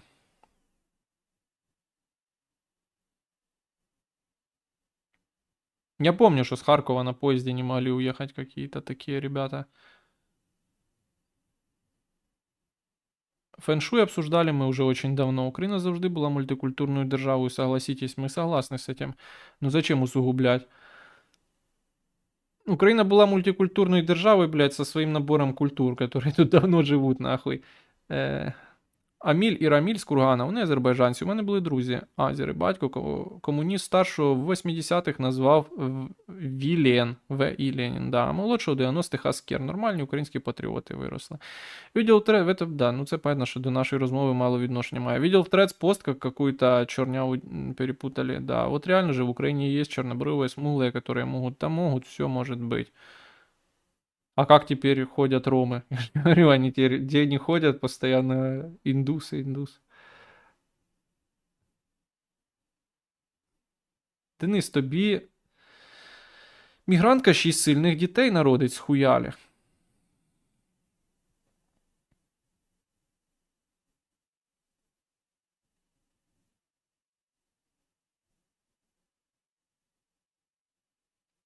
Кстати, с генетической точки зрения наиболее здоровое потомство получается от максимально генетически разных людей, так что мигрантов надо больше, желательно из Африки. От этого в будущем украинская нация будет только здоровее. Ну, понимаешь, я, во-первых, не генетик, не знаю, насколько это правда, да? Ну, может, даже, предположим, и правда. Я думаю, что социальными последствиями потом это нахуй будет нивелировано в ноль, и все.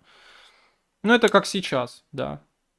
Понятно, что история, она нам не подвластна, она уже так сложилась. Но вот в Украине есть какие-то народы, а многие считают, что в этом проблема. Что здесь никто не говорит, что хорошо, что гены смешались. Не, все говорят, что проблема большая.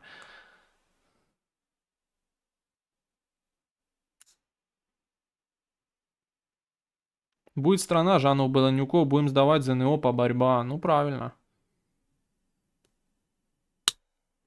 У меня был одногруппник Азер, и жену любил, и любовницу любил, и так называемую Кен десятку курил, и чай для потенции предлагал. Да, понятно, пацаны, да везде такое где-то было, наверное.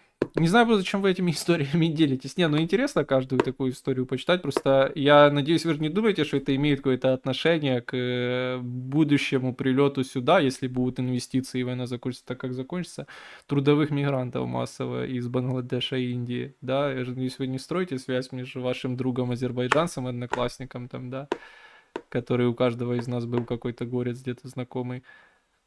Или, может, из Средней Азии какой-то человек. Ну, в общем, из какой-то точки постсоветского пространства.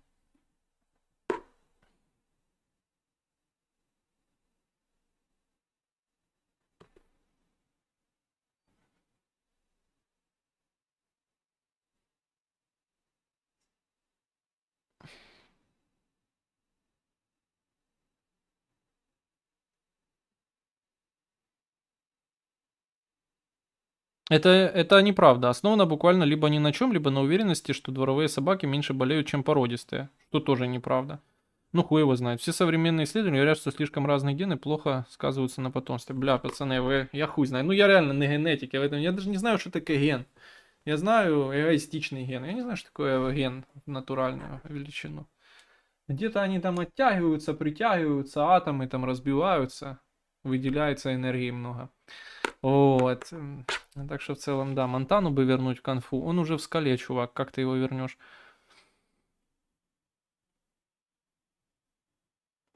Я не понимаю, к чему спорить, если у нас есть реальные примеры, как движ с мигрантами происходит на практике. Ну, многие... Ну, я просто даже не знаю, как ты сейчас это написал. Ты это написал в защиту про мигрантской политики? Или, типа, миграцию ограничить? К чему ты это даже написал, не знаю. Понятно, что в итоге ответ на это будет продиктован двумя вещами. Первая — экономической целесообразностью в первую очередь, ну а во вторую уже в самую дальнюю там настроениями политических элит. Они у нас всегда были, что на вас им похуй и на ваше будущее, так что если война закончится и деньги дадут, ну в смысле, что инвестиции будут, тут даже нечего думать, мигрантов вести будут, да. Но это если война закончится вот плюс-минус так, как сейчас, то есть останется что-то, куда их завозить, и дадут деньги. Что тоже как бы большой вопрос. Серьезно, Монтану мовнули? Я, пацаны, не знаю, вы ему напишите. Коротше кажучи, велике питання. Політичний українець та етнічний українець. Це, блін, тема, де ми ламаємо всі коп'я між собою. Це все хуйня, це все, блядь, видумане, да? Есть факт определенный, что бывают разные этносы, да, и у них бывают отличия. Визуальные, да, например, еще какие-то физические, ну, в смысле, они будут друг друга отличать хорошо. И бывают разные культуры, разные религии, это тоже факт, да, представители разных религий. Как бы от того, что это все прекрасные люди, но от искусственности этих процессов, да, типа завоза сюда людей по экономическим каким-то причинам, это, конечно, большой вопрос, насколько это искусственный и неестественный процесс, да, но тем не менее. Это однозначно не минимизация кризиса. В Украине и так в жопе, как я сказал, которую населяет, ну, по сути, один этнос, да, там русские от украинца, но это если огрубить, игнорируя все остальные мелкие, да. Даже здесь они, сука, не могут ужиться, они не могут решить вопросы, они не могут сыграть консолидирующую роль. Даже на том, что им досталось, да, с Советского Союза. Что уж говорить о еще чем-то сверх этого. Это вообще будет, блядь, бесконечная нерешаемая для них проблема навсегда. Они будут ходить вокруг нее и усираться. Это не имеет никакого отношения к всяким выдуманным вещам, политическим, хуическим нациям, там еще к чему-то реально. Ну, можно это так описывать, как хочешь. Просто есть вот такой набор фактов и есть их возможности. Они у них реально слабые и в будущем, вероятно, тоже будут слабые. Вот и все. И, ну, я всегда говорил, что моя какая-то антимигрантская позиция, она в этом смысле, я не знаю, ну, скорее на каком-то гуманизме строится, да, это не гуманно просто по отношению к тем людям, которым они пытаются гарантировать здесь будущее, да, в какой-то форме. Ну, ты когда людей завозишь, ты будто бы им здесь что-то обещаешь, да, что они здесь смогут жить, что смогут жить здесь их дети, да, они же их там не завозят по контракту, а потом тебя депортируют после работы. Вот. А это неправда, они людей обманывают, да, создают кризис. Это не вопрос там переживания вымирания расы, там кровосмешения, еще какой-то хуйни. Это вопрос далеко вторичный. Хотя понятно, что в будущем там этническая напряженность может закончиться и этим, да, какой-то полной фрагментацией, разрушением. Так раньше не завозили мигрантов, это же скорее весь шум, чтобы перебить повестку с Ермаком и династией. Может, кстати, да, может. Но мы скорее о будущем говорим, и опять-таки о таком легком, как типа, что война закончится завтра, будут выборы, будет післявоєнне восстановление страны, післявоєнне. Ну, вы поняли, да, післявоєнне.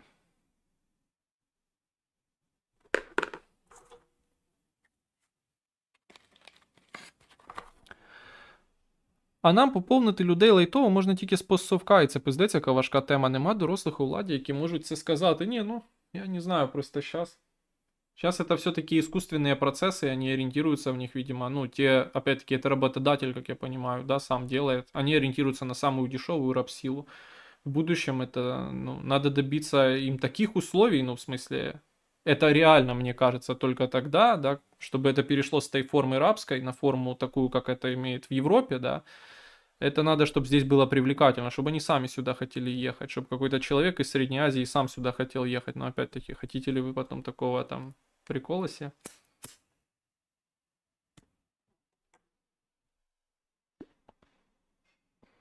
Мы вообще, наверное, говорим о хуйне. Вы же знаете, что есть нейросети, они скоро заменят вообще всю рабочую силу. Люди будут не нужны.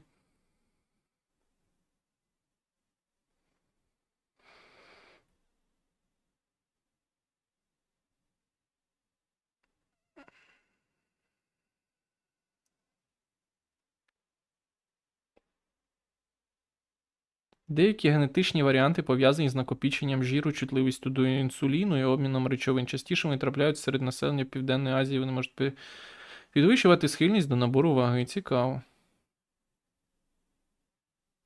Азіатам тут важче. Працював з японцями, вони не могли зрозуміти, що, де і як. Я не парюсь за мігрантів, бо вірю в нашого Рагуля Новосанжарського. Політична тема зараз.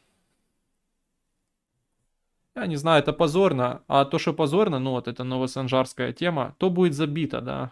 Государство, мне кажется, сможет надломить народ в этом смысле, ну, силой. Да, не политически, но силой. Как в Європі, в принципі, да. Денис, зробиш обрізання? Я вже зробив.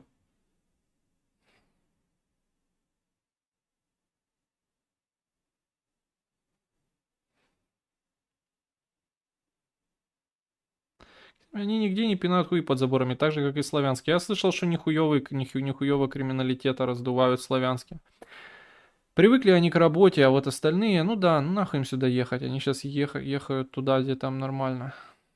Они учиться ехают вообще. Уже, наверное, они не поставщики таких приколов.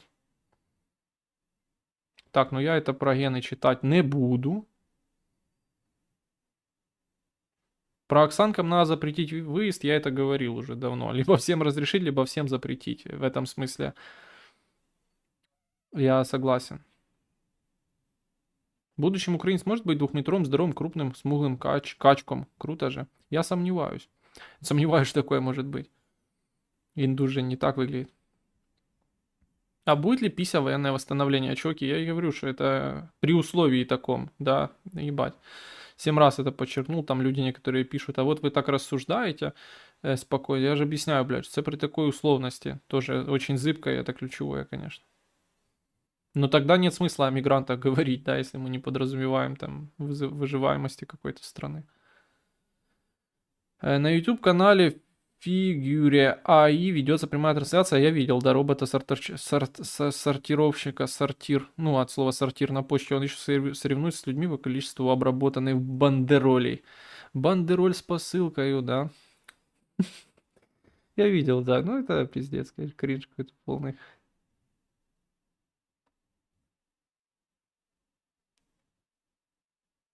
Если параллельно шел стрим с какого-то предприятия на Ивано-Франкивщине, где толпу индусов без документов пиздят, чтобы они быстрее работали, и они бы так соревновались.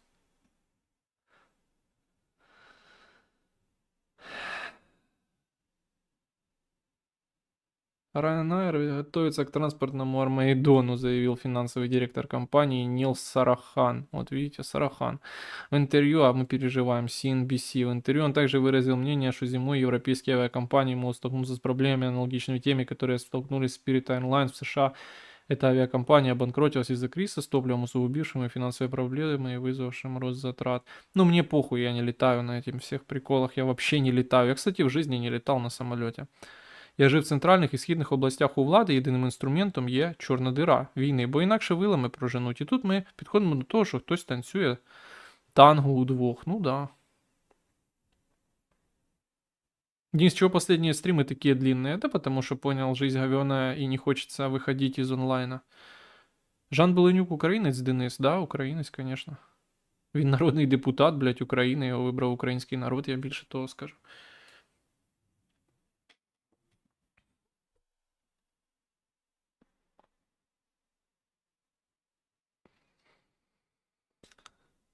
Рад за нее, да.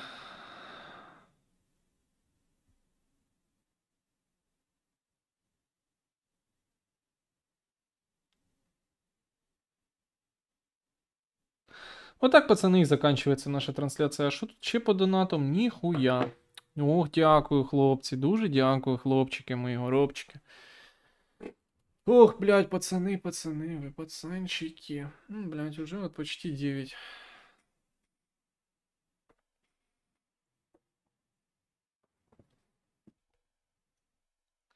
Горейд, Калварс. А нахуя? Не, ну давай, раз ты говоришь мне, что я не буду сопротивляться. Лично мне похуй на моноэтничность и чистоту, ну, чистоту этой самой, да, но с другой стороны очень грубо отбирать свою страну самых отсталых, самых успешных, самых кринжовых. Я объяснял, что просто дело не в этом, да, это просто такая понятная точка сборки, да, но мне кажется, что это в первую очередь опасно для самих мигрантов и что более грустно для их потомков, потому что они будут уже все разные, кто-то из них будет тем вашим азербайджанским другом, да, а его условно разгромят, его лавку там или что-то, убьют всю его семью, голову ему проломят в очередном погроме, да. Что жалко, не хочется такого будущего. Так еще и сами эти события могут привести к какому-то, ну, дестабилизации, да. Мы же хотим стабильности, чтобы мы знали, что будет завтра, что у нас все будет хорошо, что у наших детей все будет хорошо, что наши богатства там нажитые непосильным трудом, там пропуканный стул и там ебу, какие еще у нас богатства могут быть. И задроченный стол мы спокойно передадим своим детям и все такое. Вот, да, а этого может не наступить, если будет напряженность лишняя. Например, вот это.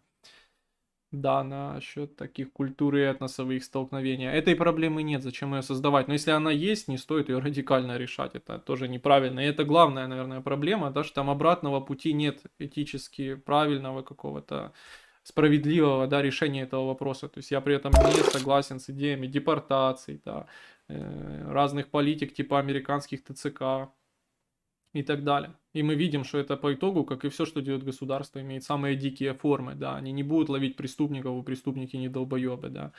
Они будут ловить каких-то рабочих людей, расстреливать их, убивать на нормальных машинах, каких-то нормальных относительно членов общества. Иногда даже не мигрантов. Вот так это такую-то форму имеет. Всегда. В общем, да. Чтобы наши богатства оставались у Медичи. Ну, мне кажется, что Медичи, окей, это более легкая, ну, если серьезно это отвечать, это более решаемая проблема. Не в том смысле, в котором вы подумали, в смысле. Коррупцию легче преодолеть, да, чем вот то уже нерешаемо, в смысле, то уже такая вещь, с которой как-то придется уживаться.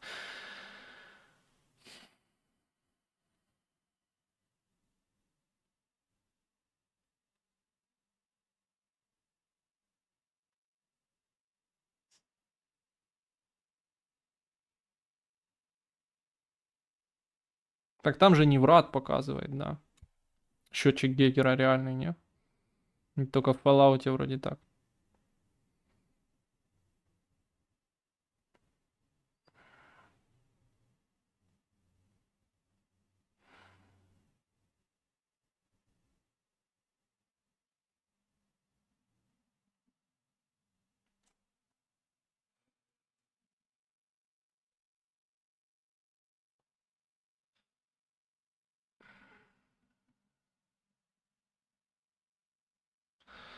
Да, ну, кончили мы, конечно, грустно.